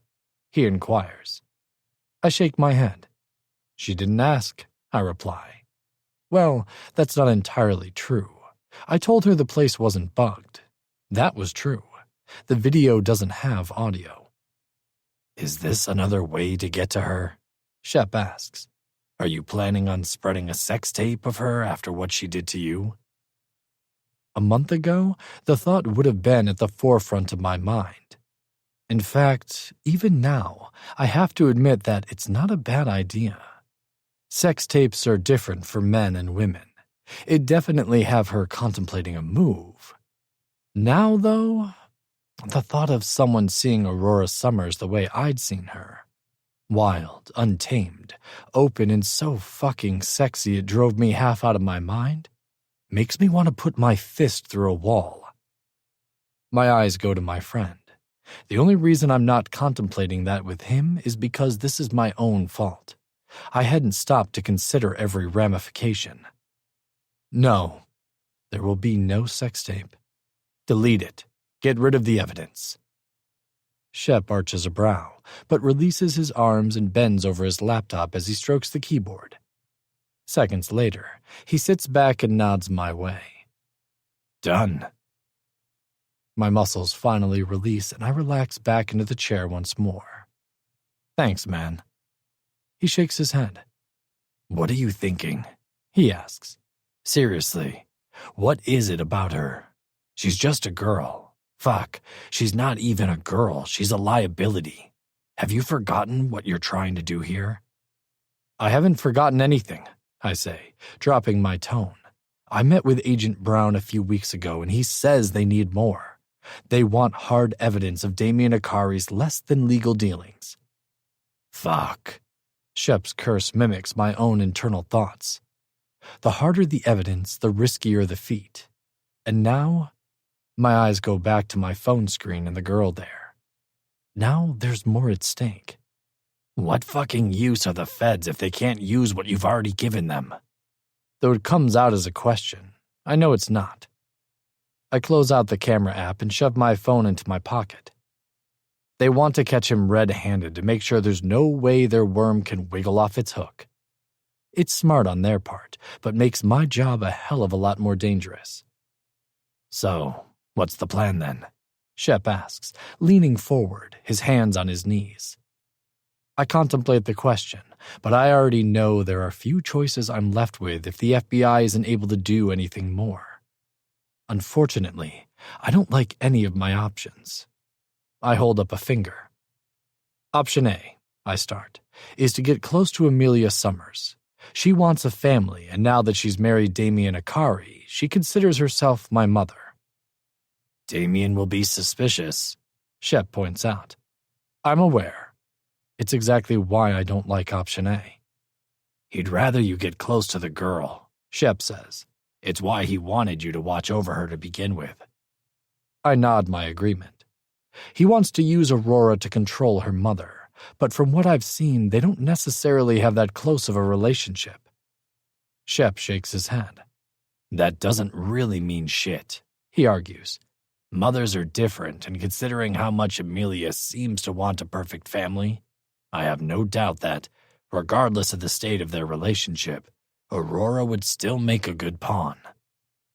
I clench my teeth at that comment, but don't say anything. I don't have the right to disagree. Up until a few nights ago, I would have said the same damn thing. Hell, if I remove myself from my own obsession for 2 seconds, I know that's exactly what Aurora is in all of this. A pretty little pawn. The fact that I know it's true doesn't stop the vein in my forehead from pulsing.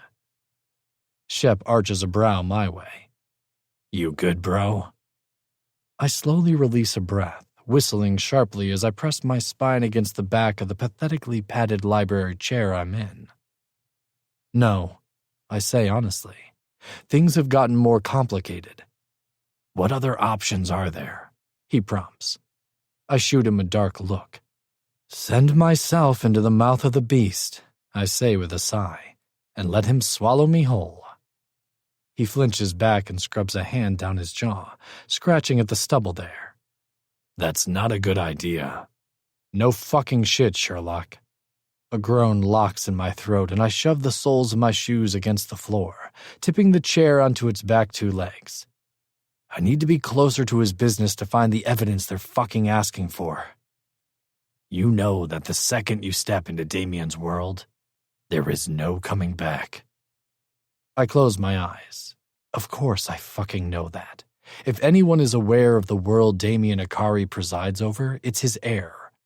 My father is swallowed by the darkness he reigns over. He's soaked in the blood of his enemies. When I was younger, he wasn't the one to hide it. My mother was. And then, when she was gone, the nannies were. At the end of the day, they all knew what he was capable of. Yet, they remained. As his son, I can't live my life with one foot in the darkness and one in the light. I have to make a choice. It was bound to happen someday. I just never expected it to come this soon. Silence stretches out between Shep and me for long moments. He doesn't say anything, content to let me roll through my own thoughts until I figure something out. I appreciate that about him, his ability to just let me be when I need him to. He's planning a party, I finally say, to celebrate his new bride. Do you think you can find something there? Shep asks. I let the chair drop down on all fours and uncross my arms. There's no telling, I say with a sigh, but it'll be as good a time as any. If I can find some documents or contracts. Those won't be enough, Shep says, cutting me off. But you can probably look for information during the party while he's distracted. If you could tip off the feds to a place where they can catch him red-handed, then you're in the clear. You don't necessarily need to be the one to catch him.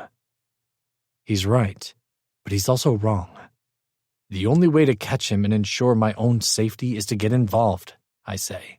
I need to be caught with him. Realization hits Shep and he leans back. To make sure he can't suspect you, he guesses. I nod. Fucking bingo. Never did like that damn game. I'd prefer a good hand of poker any day. Then what about the girl? Are you just going to leave her alone then? What was last weekend about then? You fucked her. Now what? I want more. The confession spills out of me before I can stop it, and I could tell by Shep's silence that it shocks him. I shake my head and bend down, ripping my bag up from the floor as I stand and throw it over my shoulder.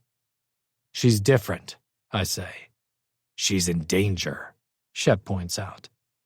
Another true statement and the nagging crux of my issue with her. I want her. I have to have her. But will having her kill her? That's the question. I warned her, but she refuses to leave. She refuses to abide by my commands, and as much as it irritates me, it also enlivens me. It sparks something deep inside of me that I didn't know I had. Possessiveness. As if he sees that very fact in my expression, Shep shakes his head and turns away from me as he refocuses on his laptop. You're insane, he says, but do whatever the hell you want. I know nothing I say can convince you anyways. I snort. Thanks, man. I appreciate the support. I head for the door and pop it open, stopping as he calls out once more. Just one thing. Shep turns in his seat. Make sure she's trustworthy. Test her if you have to, but we can't have her fucking shit up when you're this close to nailing the bastard to the FBI's wall of most wanted. A smirk tips my lips up.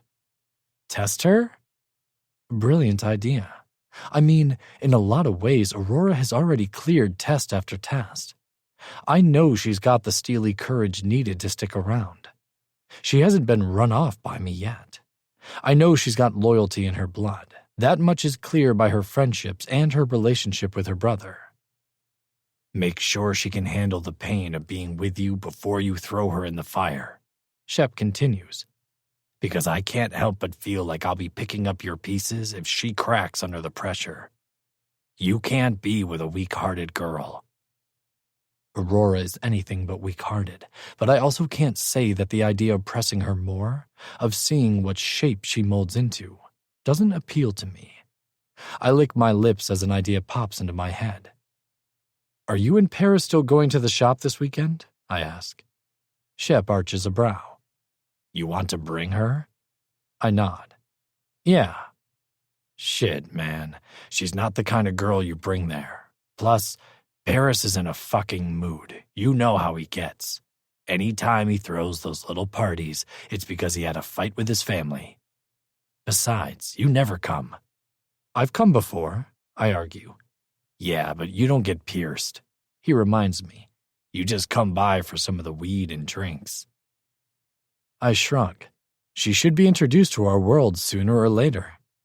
Shep groans. Nah, she might be a socialite princess, but she ain't like us.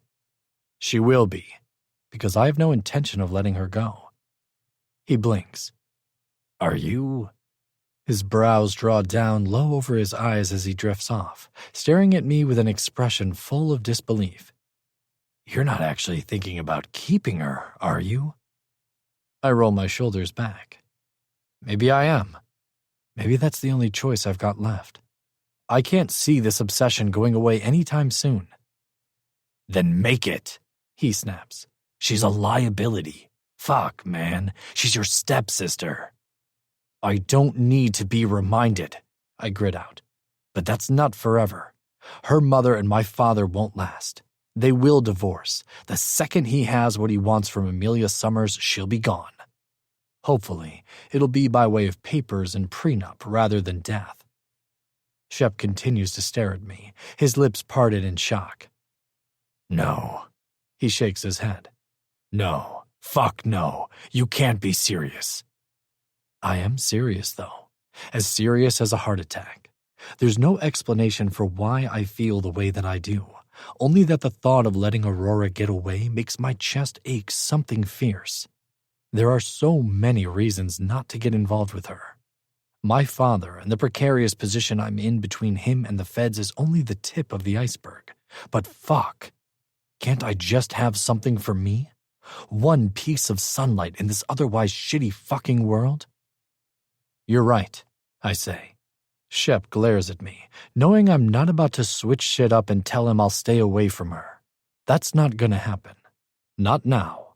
Not after everything. I need to know if she can handle our world. If she can handle me.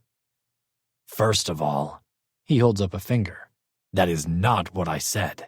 Secondly, his fingers separate as the second one joins the first.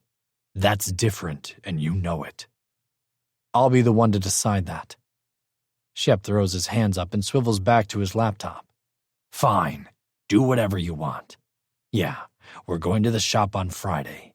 Paris will have his usual posse of girls. I lean against the doorframe, liking this idea more and more. And you? He shoots me a dark glare over his shoulder. Don't fucking ask if you already know the answer. He growls my way. I back up out of the doorway, lifting my palms in surrender. Cool your jets, Shep, I tease. Just making sure you're both there when I bring my girl.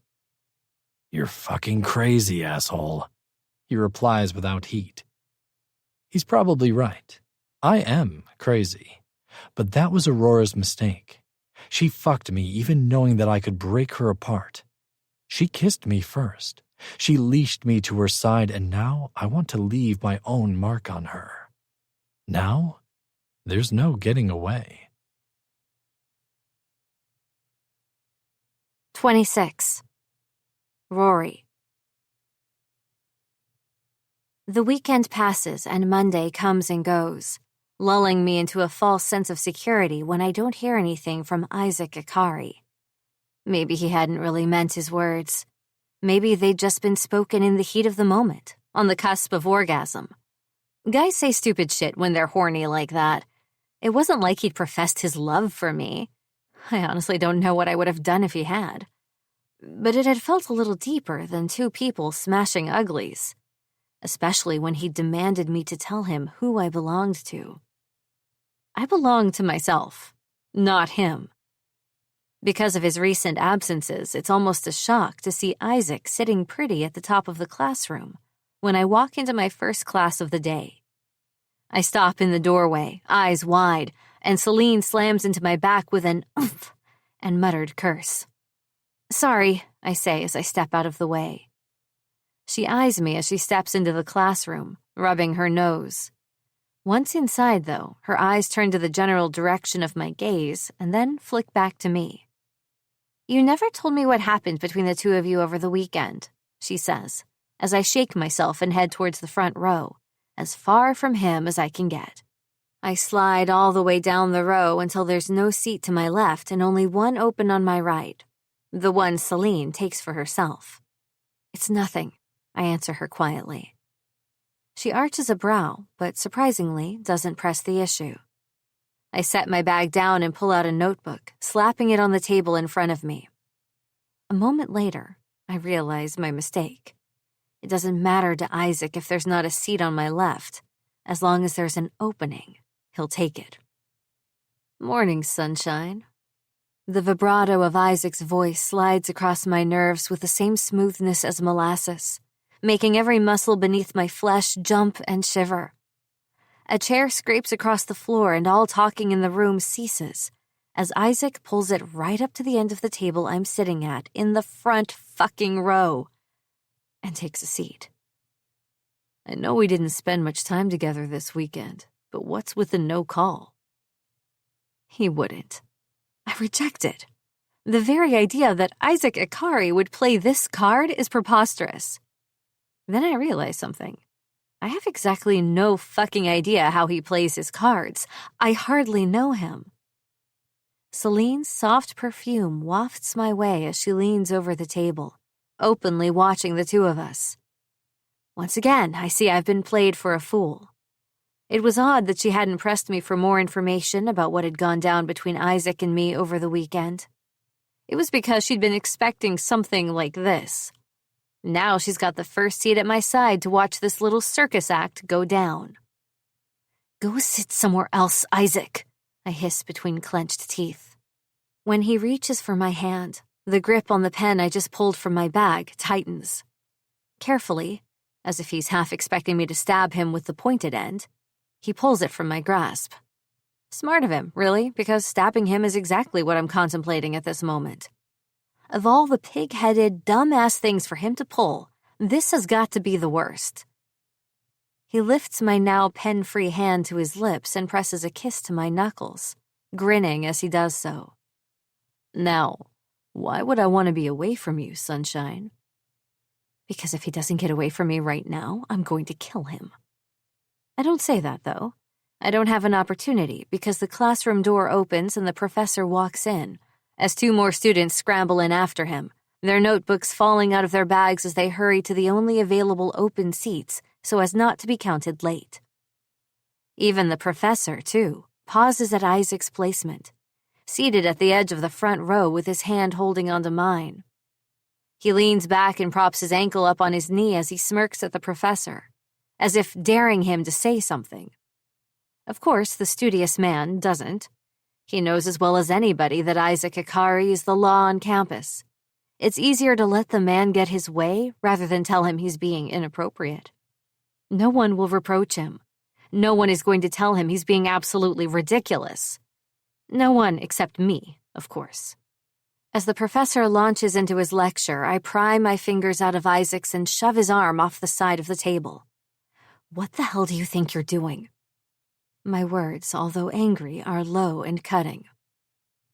You left me, he replies easily, keeping his gaze trained forward like he's some model student. He's well aware that everyone in the vicinity can hear his words. Prick.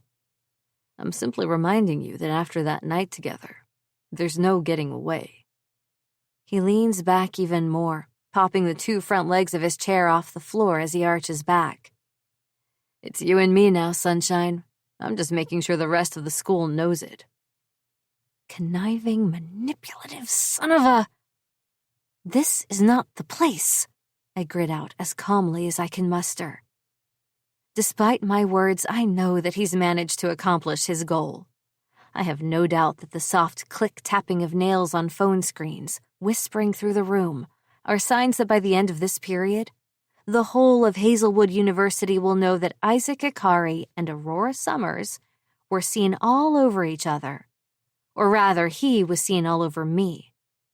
His words have already made their mark, and there is no getting away. Isaac doesn't reply to my comment, so I'm forced to lean closer and drop my tone. Don't you think you're leaving your friends behind? It's practically a plea for him to go back to his original row, but Isaac doesn't take it. He catches my hand once more on the tabletop, and even when I try to rip it away, he pulls it against him, pressing another soft, close-mouthed kiss to my knuckles. My heart pounds against my ribcage, electricity racing through my bloodstream. I swallow roughly. There's only one way to get me to leave you alone right now, sunshine. What is it? I know I shouldn't ask. Whatever he wants, it's likely too late anyway. He smiles against the back of my hand. The scrape and feel of his lips against my skin make me shiver. It was one fucking night. One time. Yet, somehow, the last 2 days have done nothing to quell the memories of Isaac all over me. Of the way his hands had driven me to the brink, or of his cock sliding between my legs as he'd stolen the oxygen from my lungs. He's doing it right now, and all he's touching is my hand. Fuck, I'm lost. So fucking lost. Meet me somewhere this weekend, he says, and I'll go back to my seat. I blanch. Where? I demand. He arches a brow. You'll find out if you say yes. I shouldn't. It's such a bad idea. Saying yes to Isaac Ikari is like making a deal with the devil, an increasingly hot and dangerous devil. I suck back a breath and shake my head. Isaac. My words evaporate as he parts his lips and sinks his teeth into my knuckle. Sharp sparks shoot up my arm, slipping beneath my skin and stabbing at my nerve endings. With my free hand, I grip the edge of the table. Isaac's teeth scrape lightly over my flesh before a glitter of something wicked enters his eyes, and he bites down. Hard. I gasp out my answer. Fine. His teeth release me, and he offers a brilliant smile. I blink at the way it makes him look so much younger than he is. It's almost innocent, and I know better than most that he's anything but. Good girl, he whispers, pressing a kiss to the bite mark he left before he sets my hand carefully back on the table. I'm feeling floaty, like I was a puppet all along and someone has just cut my strings. I'm so lost in the vibe of it that I barely recognize Isaac reaching down and pulling out my cell from my pocket. Instead of stopping him, I just stare as he grins my way before unlocking the screen. Of course he knows the code.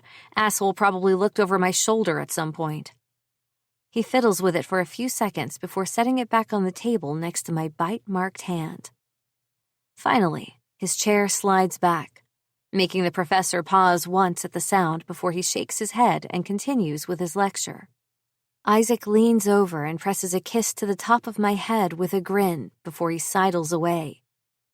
I can't help it. I turn and watch him go as he strides up to the back row where he'd originally been seated. It could be seconds. It could be minutes. Hell, it could be fucking hours later. I don't know. When Celine leans over my side and prods my arm. "What the hell was that about?" she demands. My voice, when I answer, is as breathless as I feel. "I wish I knew." 27. Rory. He has my number.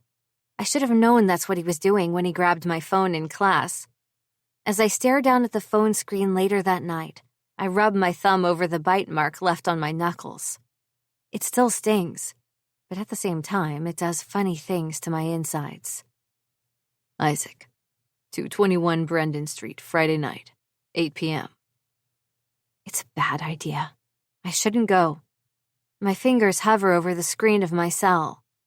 Instead of replying, however, I switch over to my Maps app and type in the address. Curious. After a moment, my screen reflects a boring-looking shop front. Blacked-out windows with a logo that has two needles crossing over one another within a bejeweled circle and the name of the store. Needlepoint Piercings. A piercing shop? What the hell does he want me to do at a piercing shop? The door to the apartment opens and Hell strides inside, looking like a woman on a mission. I drop the phone onto the coffee table and reach for my drink. The second she sees me, though, her long afro of dark corkscrew curls bounces as she slams to a stop. We look at each other for a long moment. "What happened today?" she finally demands. I blow out a breath and set my drink back down. "Isaac cornered me in class," I say. She continues into the room until she's standing in front of me and drops her bag next to the couch. She carefully pushes the coffee table back, moves my drink to the side, and plops down right in front of me. "Tell me." I grimace. "I don't know what to tell you," I admit. "He was upset that I left, and he wanted me to promise to meet him somewhere this weekend." "Where?" I sigh and point to my phone on the table. "A piercing shop." She frowns and picks up my phone. She doesn't have to ask for my password. She already knows it. She swipes the screen open and stares at the location I just pulled up. "That's suspicious," she concludes as she clicks across the screen, likely pulling up the website or the reviews or something else to gain more information. I don't know how much it'll help. Isaac is probably planning something, but what, I don't know. "So far, nothing else has happened," I say. "There are rumors," Hell replies. "Yeah, I agree, but I doubt he started them himself. They're all probably circulating around the fact that he wouldn't leave me alone in class this morning. There are no more videos or taunting." "That's not to say it'll last, though," she points out, flicking her dark brown eyes up at me briefly before she goes back to the cell phone screen. Her lashes lower as she scans the screen, swiping up with her finger. "Have you talked to Marcus?" A beat of silence passes, and when I don't answer, her eyes find my face again. "Rory, tell me you told your brother about this." "He didn't answer his phone," I hedge. "Oh my God!" My phone slams down on the table, the sharp clack making me jump in my seat. "I thought you were going to warn him. Tell him about whatever went down between you and Isaac. What the hell happened to you?" I stand abruptly and reach for my phone, grabbing it and shoving it into my back pocket as I move away from her. "Nothing happened," I reply. "I'm still going to tell him, but he hasn't answered any of my phone calls." Not that I'd tried calling all that much. "Then text him." Hell's voice grows closer as she follows me into my room. "Rory, you can't go meet him without telling your brother." I stop and whirl around to face her as I reach the doorway of my bedroom. Hell jerks back as she nearly collides with my front. "Why?" I demand. "He's not even here. He left. Or did you forget?" She scowls at me. "I didn't forget," she snaps, "but you don't seem to recognize that Isaac Akari is not someone you should be getting involved with. What about the video he shared of you? The rumors. He's been fucking tormenting you since you showed up on Hazelwood's campus. The effects of that shit don't just go away overnight. He can't be trusted. I can take care of myself, Hel, I say. Can you? Her words are a slap in the face. I blink down at her as my jaw drops open. Almost immediately, guilt and regret cross her expression. Fuck. Rory, I didn't mean... I don't say anything and I don't let her get her apology out. I step back into my room, grab the edge of my door and slam it shut. Her hand slaps the wood from the other side. Rory, come on. I'm sorry. I didn't mean it like that. How could you have meant it? I shoot back, turning as I lean against the frame. I'm being unfair. I know the words probably just slipped out without her ever meaning anything cruel by them. Yet I can't seem to calm the rising old pain that blossoms inside my chest. She knows better than most how fucking hellish life was after Marcus left. I survived that fucking high school, I remind her, shoving the words out more for myself than for her. I survived Eric, and I'll fucking survive this. Another thump lands against the wood and I hear her sigh. Rory, I just want to help you. You don't even know if you can trust him. You said it yourself. He was out to get you and you were looking for a little payback. What if this is just another tactic? I want to make sure you're not making a mistake. I already made one. I close my eyes and sink my face into my hands. Stress makes the muscles in my shoulders bunch as my nerves jump beneath my flesh. My phone buzzes in my pocket. I ignore it. She's entirely right. This could be a new strategy on Isaac's part. He could be softening me up only to make the knife he drives into my back hurt that much more. It's not like I haven't been betrayed by supposed friends or boyfriends before. I've been cheated on. I've been fucked over. The second Marcus had gone off to college, high school had turned into a war zone. His absence had left a void where a leader was supposed to be, and as his little sister, I was the target many chose to prove that they were bigger and badder than Marcus ever was. This is different. I'm not that scared little girl anymore. Can you just go? I say through the door. I'm sorry, I just want to be alone right now. Silence, and then, I really am sorry, Rory, she repeats. I know you can handle yourself. I'm just worried. I love you. You know that, right? I blow out a breath and drop my hands away from my face. I know, I answer her. I love you too, Hel. I'll be here if you need me, she offers, and after another beat of silence, I hear her retreat. The soft pad of her footfalls echoing through the hallway on the other side of the door. With a groan, I turn and flop down onto my bed. My phone buzzes again, and with irritation, I reach down and yank it out. I slap it onto the mattress next to my head and turn my cheek to check the caller. Isaac. Motherfucker. I answer the call. What do you want? I snap. Come outside. I bury my face in my pillow and repress a scream before lifting away once more. I'm not doing this with you, Isaac, I say. I'm tired. Go away. Baby, either you come out or I'm coming in, he replies. And as much as I love the chase, I doubt you'll like what I do when I catch you. I contemplate that. You don't have access to Rosenfeld, I reply. Only students that live on campus can enter the dorms. He chuckles, and I hate the way it makes my stomach twist up in knots. Fine, then, sunshine. If you really believe that, then wait your pretty little ass right there, and I'll be up soon. A quick warning, though, if we're anywhere near a bed, I intend to get you naked again very quickly. I shoot up into a sitting position. Stop it, I growl. His breath comes in soft bursts over the line, like he's walking or something. I warned you, he replies. If you think I can't get to you, then you're in for a rude awakening. Shit, double shit. I don't want to do this. Not right now. Not after my conversation with Hel. Hold on.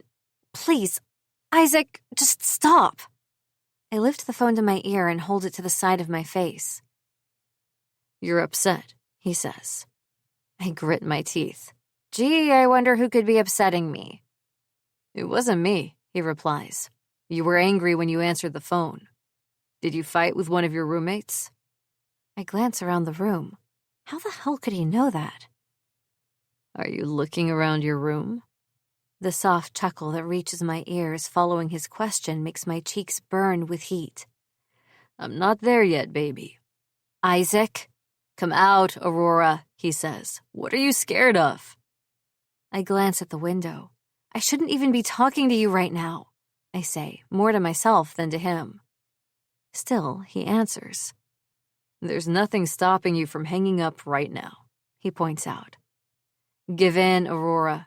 You know you like this. You like me." You drive me insane, I reply. "You didn't deny me, though, did you?" His voice deepens. "In fact, I recall your nails in my back as I fucked your tight little pussy last weekend. You really telling me you don't want a repeat of that?" Maybe I am. I turn my head and press the phone between my ear and shoulder as I stand up and reach down to my jeans. They're too fucking tight. I unbutton them and shuck them off, kicking them into the corner of my room as I reach for my dresser and yank it open to pull out a pair of thin leggings instead. "You're so sexy when you lie, sunshine," Isaac says. "You barely even miss a beat. Makes me wonder what else you're lying about. Maybe you're lying to yourself." I lean back against my bed as I yank the leggings up first, one leg and then the other, before standing again and pulling them up to my waist. What do you want, Isaac? I finally demand. What's this really about? "I want what I said," he says. "I want you to come outside. And as much as I love the sound of your voice in my ear, I want to see you in person." That's not a good idea. I move to the closet and pull the phone from my ear, quickly switching it to low volume and putting it on speaker before setting it on the shelf above my hangers. "I'm just making sure you're not trying to back out of your promise to see me this weekend." Isaac's words make me flinch. That's not a good idea either, I say. Besides, what the hell would you be doing at a piercing shop? "You looked up the address," he chuckles. "Smart girl. And if you're really that curious, then you'll find out when I pick you up on Friday." I thought you gave me the time so I could meet you there. My fingers find a long-sleeved mint green fleece sweater and I pull it off the hanger. Isaac hums in the back of his throat before responding. "No, that time was for you to be ready by. I'm a gentleman, baby. I'll be picking you up for our date, just like I am right now." We're not dating. I yank the sweater over my head until it drops down past my ass. "So, what then?" he prompts. "You're just using me for sex? I didn't expect you to be that kind of girl." A growl of frustration erupts from me and I snatch the phone from the shelf before dropping onto my ass and reaching for a pair of sneakers at the bottom of the closet. You're just trying to get under my skin, I say accusingly. I don't know what you're planning, but I'm not falling for it, Isaac. The ties of my sneakers get tangled as I yank them out and grunt in irritation. "Don't make me wait too long, Aurora," Isaac replies. "I'll give you 10 minutes to get your pretty ass out the front door of your dorm, and if not, I'll be coming after you." I'm not going on a date with you, Isaac, I repeat. "It's too late to back out of this now, goddess." Isaac's words dip again, and his low baritone sounds like both a dangerous warning and a promise of something sinful. Shivers skate down my spine and I suck in a quick breath through my nose. My muscles bunch. My fingers go still against the ties of my shoes. And what if I don't come? I say. What then? You're going to break into my dorm? What would your father have to say about that? Silence, and then... "Just for that little comment, I'm cutting down your time. 5 minutes, Aurora. I'll see you soon." He doesn't give me a chance to respond. A second later, the line clicks and goes quiet. The reflection of my phone screen shows that he's ended the call. I groan and rework my sneaker ties again, hurriedly untangling them and putting them on. Isaac Ikari is going to be the death of me. I just know it. 28. Isaac. When Aurora emerges from Rosenfeld, she's got her long blonde hair thrown up into a messy bun. She's wearing an oversized sweater that hides the curvaceous form I know lies beneath her clothes, and she's scrubbed her face clean of makeup. Fuck, she's still gorgeous, even if she is a little liar. She spots me across the parking lot and scowls. I wait, leaning back against my Escalade as she makes her way over to me. I can't help but watch her, eating up the long length of her legs encased in black leggings as she approaches. She stops a few feet in front of me and crosses her arms. "All right, I'm fucking here," she snaps. "Now, what do you want?" I smirk and step to the side, pulling open the passenger side door of my car. "Get in." She eyes me before flicking her gaze to the interior of my Escalade.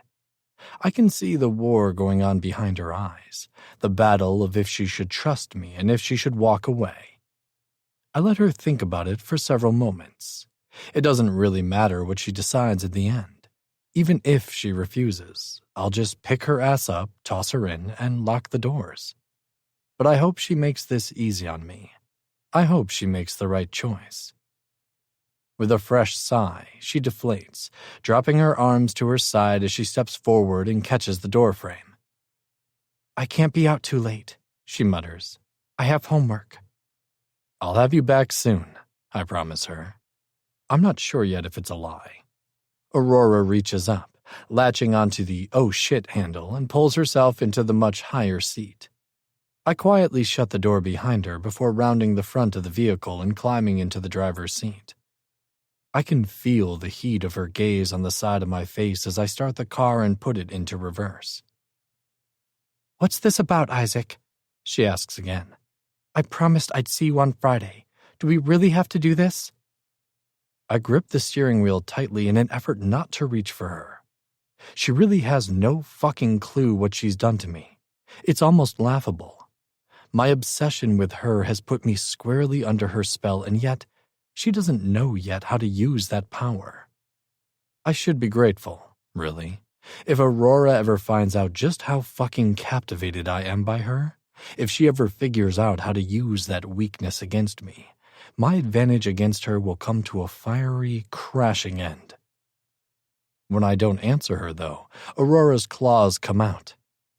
"Isaac!" She snaps my name, and even that makes me want her. "You want to know where we're going?" I prompt her, shooting a grin her way.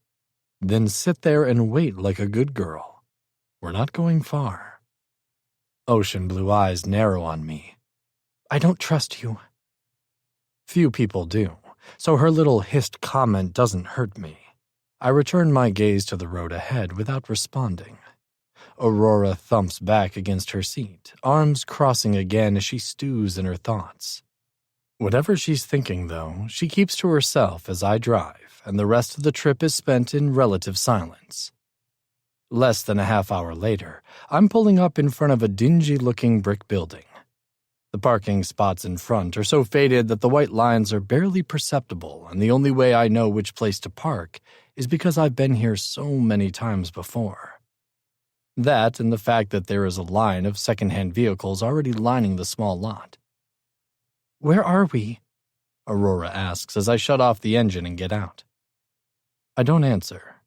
Instead, I circle the hood of the vehicle and frown as she pops open her own door and hops out without waiting for me. God save me from independent women. I grip the door and shut it behind her before reaching for her hand. The second my fingers close around hers, she jerks back. "What do you think you're doing?" I lift her hand up to my mouth and press a kiss to the bite mark I left there earlier in the day. I love that it's still there. Maybe if I bite her somewhere else, somewhere more noticeable, it'll show others she's out of their reach. I can't help but like that thought. "Come on, sunshine," I say, tugging her towards the front entrance.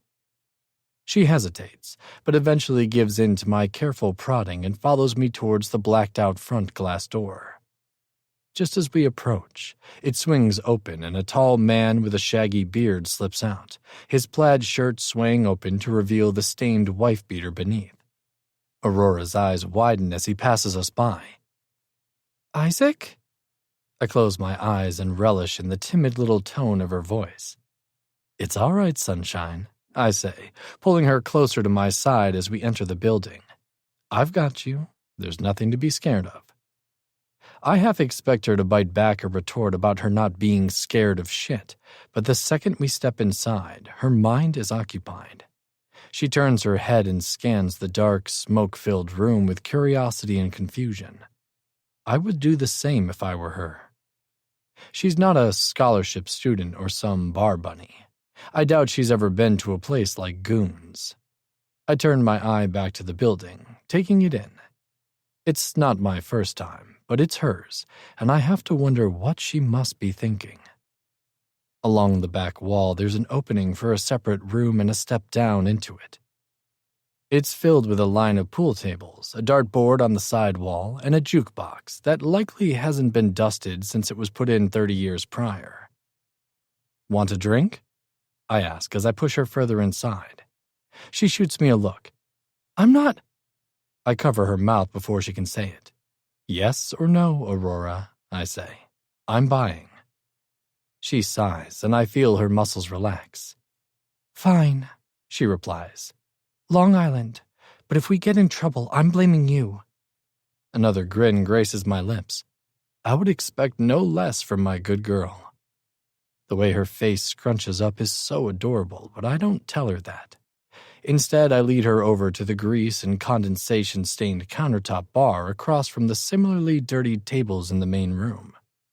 I order a beer for myself, along with her Long Island, and pay, before gesturing her towards the back room where 2 out of the 5 pool tables are already taken up by other customers. Whether it's curiosity or anticipation, whatever the case, Aurora remains quiet until the 2 of us are sequestered at our own corner table in the room furthest from the entrance. She takes one deep draw of her Long Island as I move over to the empty pool table closest to us and slide in a few quarters to release the balls. "Are you ever going to tell me what we're doing here?" she finally asks. "Or why you brought me, of all people, here?" The balls release and I pick them up, setting them in the middle of the table as I start to rack. "You ever played pool?" I ask, instead of answering her question. She replies after a beat. "I don't like pool." "Good. I can teach you." I slip the triangle over the balls and roll them back and forth until they're all stable. Aurora huffs. "Isaac." "Yes, baby?" Her lips press together at the nickname. She's gotten used to both Sunshine and Goddess, but anytime I call her baby, her hackles raise. "Answer me," she demands. I hum, contemplating her request. I move over to the wall of pool sticks and grab 2 off the stand along with a small square of chalk. "How about a bet instead?" I offer. Her eyebrows raise. "A bet?" "If you beat me at a short game of pool, then I'll tell you everything you want to know." "Everything?" she repeats. "Even if I ask about your father?" It takes effort to keep my face from reacting to that, but I manage. If she's never played pool before, then the chances of her beating me are slim to none. I've been playing with Paris and Shep since I was practically in diapers after all. "Anything you want to know," I assure her. "One game." I chalk a cue stick and then the other before holding the second out to her. "One game," I assure her. "You win, and I'll tell you anything you want to know." Her lips press down hard against each other, and she eyes the stick I'm holding out her way. "Come on, Goddess, take it," I urge her silently. I want to see her here, in this dark, grungy world. A normal girl with a not-so-normal background. For a night, I just want it to be her and me, Isaac and Aurora. Not Ikari, not Summers, not the complexity of our relationship. Just a man and a woman. Her fingers grasp the pool cue and she pulls it from my grasp. For the first time all night, a full-fledged smile breaks free. My lips stretch, and I take a step back as she glares at me as she moves towards the table. "One game, then," she replies. "You better keep up your end of the bargain." "I will," I say, but a split second later, my smile falls away. Aurora steps up to the opposite end of the table, with the triangle of balls pointing right at her. She grabs the cue ball and adjusts it to her liking. Horror descends as she smirks at me and lines up her stick. Just before she cracks the shot, she looks up at me. "I call stripes." Motherfucker. 29. Isaac. Aurora can play pool. Not just that, she can play it well. Fuck me. That's hot. I watch as for the dozenth time she bends over the pool table and lines up her next shot. Her ass pokes out, grabbing my attention as well as the attention of several onlookers that have scooted closer to watch our game. One man whistles low under his breath as he stares. If she hears it, she doesn't react. The whole of her focus is on the game. But I do. I hear it, and it makes my blood boil. I scowl at the man, glaring at him until his gaze lifts and he spots me across the table. His expression turns smug. My stomach bottoms out as my fingers squeeze tight to my own pool stick and I step away from the wall too late. He steps forward just as Aurora adjusts herself, the soft sweater she's wearing lifting up to reveal the lush curve of her ass. She jerks when his hand lands on the small of her back, and he bends over to whisper in her ear.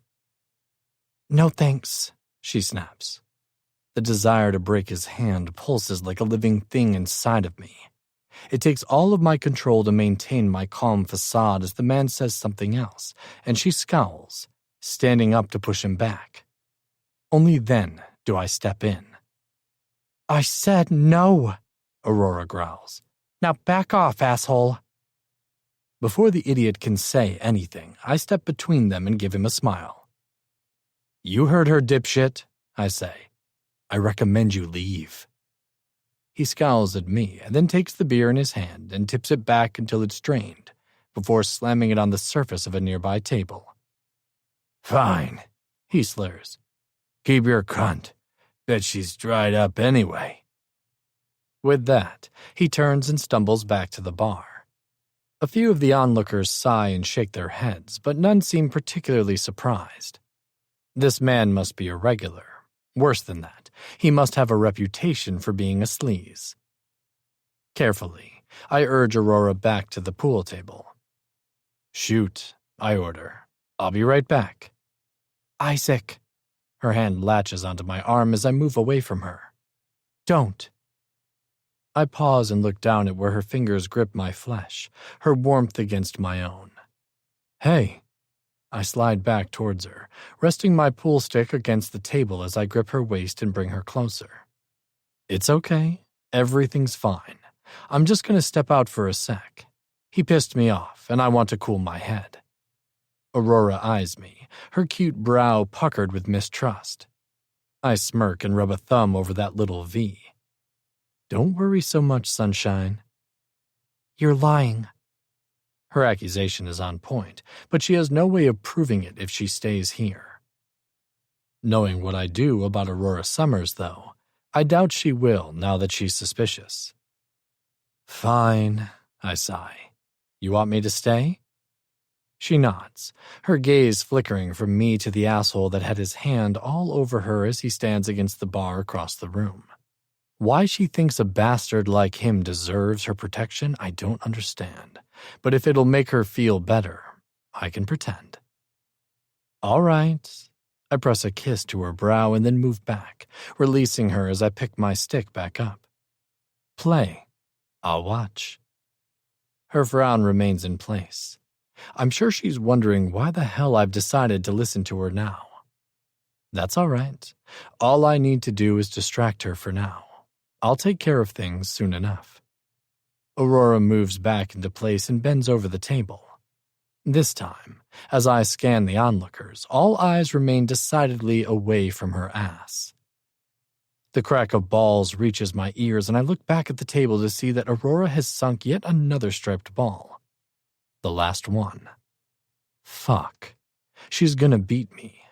It'd be hot if there wasn't so much at stake. I've got to stop this. Thankfully, at the next round, she scratches and misses a pocket.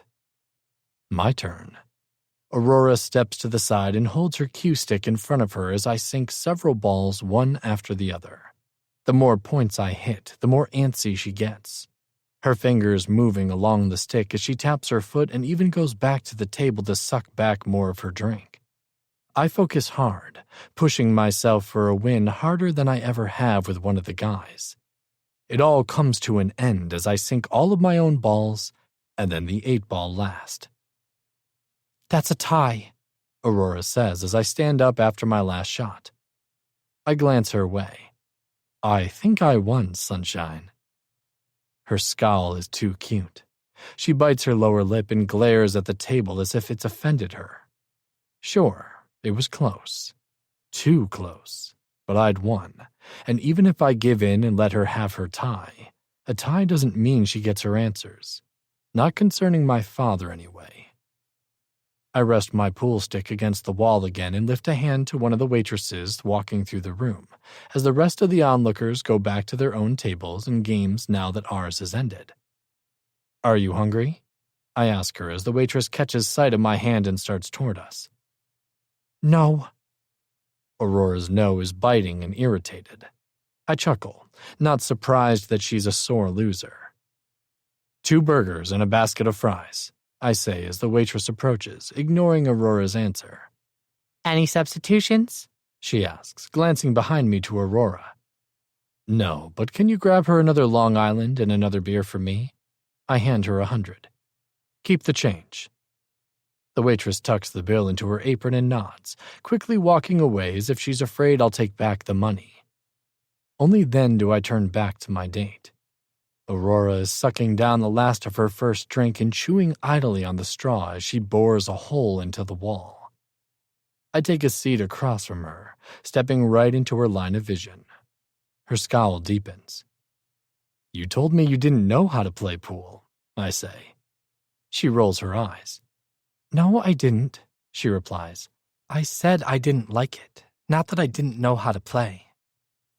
My mouth opens, but she's right. She never said she didn't know how to play. That was my own assumption. Damn. "You knew what I'd think." She shrugs. "Your arrogance is not my fault," she replies. "Besides, I still didn't win." Maybe not, but she'd certainly used my own arrogance against me and given me a run for my money. Sneaky bad girl. I tip my beer back and drain what remains in the bottle in one go. "Ask your questions," I say, "but I can't promise I'll answer." She lifts up and eyes me. "Seriously?" I arch a brow. "If you want me to take it back." "No," she says quickly. "No, I want to know." I lean closer, across the table. "You want to know what?" "About your father." I sit back. "No." I shove my beer to the side, sliding it to the edge of the table for the waitress to pick up when she returns. "Ask something else." "Fine." She sits back. "Then let's start with why you brought me here." Aurora turns and gestures to the bar. "We're on a date," I tell her honestly. She blinks back at me. "That's it?" I shrug. "That's it."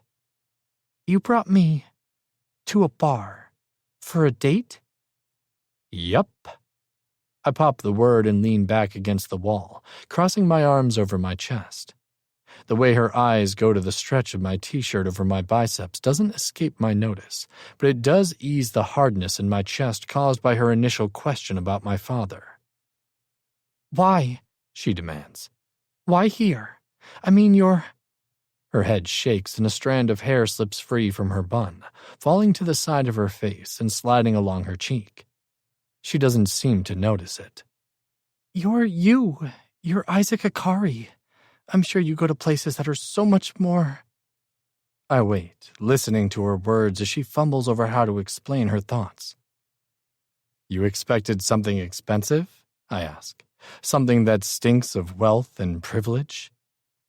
Well, she blows out a breath. yeah. I shake my head. What about you? I reply. You're not poor. Why'd you follow me into this building even after finding out what it was?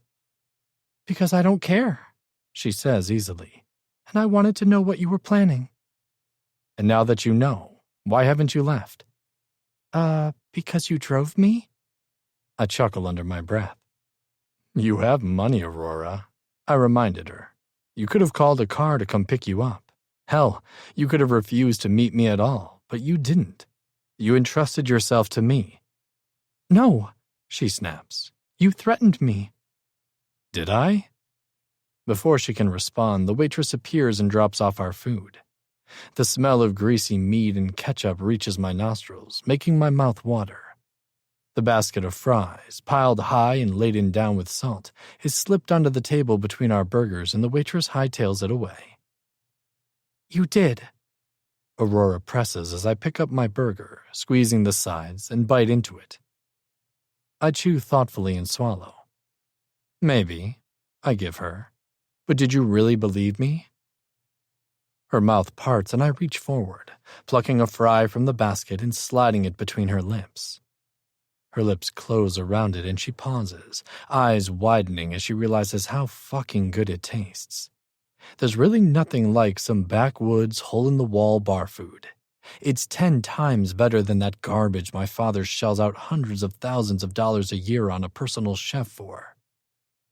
Oh my God, she moans, reaching for another as if she can't help herself. I doubt she can. Goon's fries are some of the best I've ever had.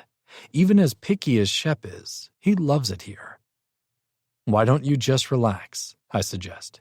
Eat and enjoy the date. Don't think about it too hard. Aurora's gaze lifts and meets mine as she swallows her next fry. Don't patronize me, Isaac, she replies tartly. You're planning something. I know it. I grin and lean forward. Maybe I'm planning on getting you back in my bed. Maybe you are, she agrees. Maybe you're just after me to piss off your father. I sit back again. Eat your food, Aurora, I command. Let's drop the daddy and mommy issues for the night, shall we? Her eyes bore into me as she lifts her burger to her mouth. A moment later, though, as she bites down on the bun and meat, another moan lifts from her lips. Whatever thoughts she had of pressing me for more information disperses as she begins to consume her meal. I watch her as she eats, and when our next drinks arrive and Aurora dives for her Long Island to help with the salty taste of the fries, I think that this is exactly what I wanted. Ease, normalcy, casual touch. It's only a temporary reprieve. Come tomorrow, she'll remain suspicious of me. Come next week, I'll still have to find an answer for Agent Brown. This won't make our problems go away, but we can put it off for now. For this brief moment in time, I can have my date with Aurora Summers and pretend like we're just two normal people. 30. Rory. Isaac's plan is working. The day after our date, I can feel eyes on me. Even if I don't have any classes with him on Tuesdays, I still feel like he's right next to me. Even Hel and Celine notice the newfound interest everyone on campus is starting to show me. Just smile and pretend like you don't see them, Celine advises. Unlike Celine, the feeling of being stared at was one I never quite got used to, and it doesn't make me comfortable. I can't just smile and pretend. It bothers me, and I have no way of masking that. As if the attention I'm garnering isn't the worst, I get a text from my mom halfway through the day, telling me more about her plans now that she's back in town. The last 2 months have seen more contact with her than I have in the last 2 years. She used to go months with no contact, but now it's pictures every day. Her with Damien, her on his yacht, her at a fancy dinner hosted by one of Damien's business partners. I don't care. I don't trust the guy. After what Marcus' friends said about the man, as well as from what I've learned from Isaac, I have no doubt that Damien Ikari is using my mother for something nefarious. That much was clear when Marcus took me to meet his friends, but I've yet to figure out how to convince her of that fact.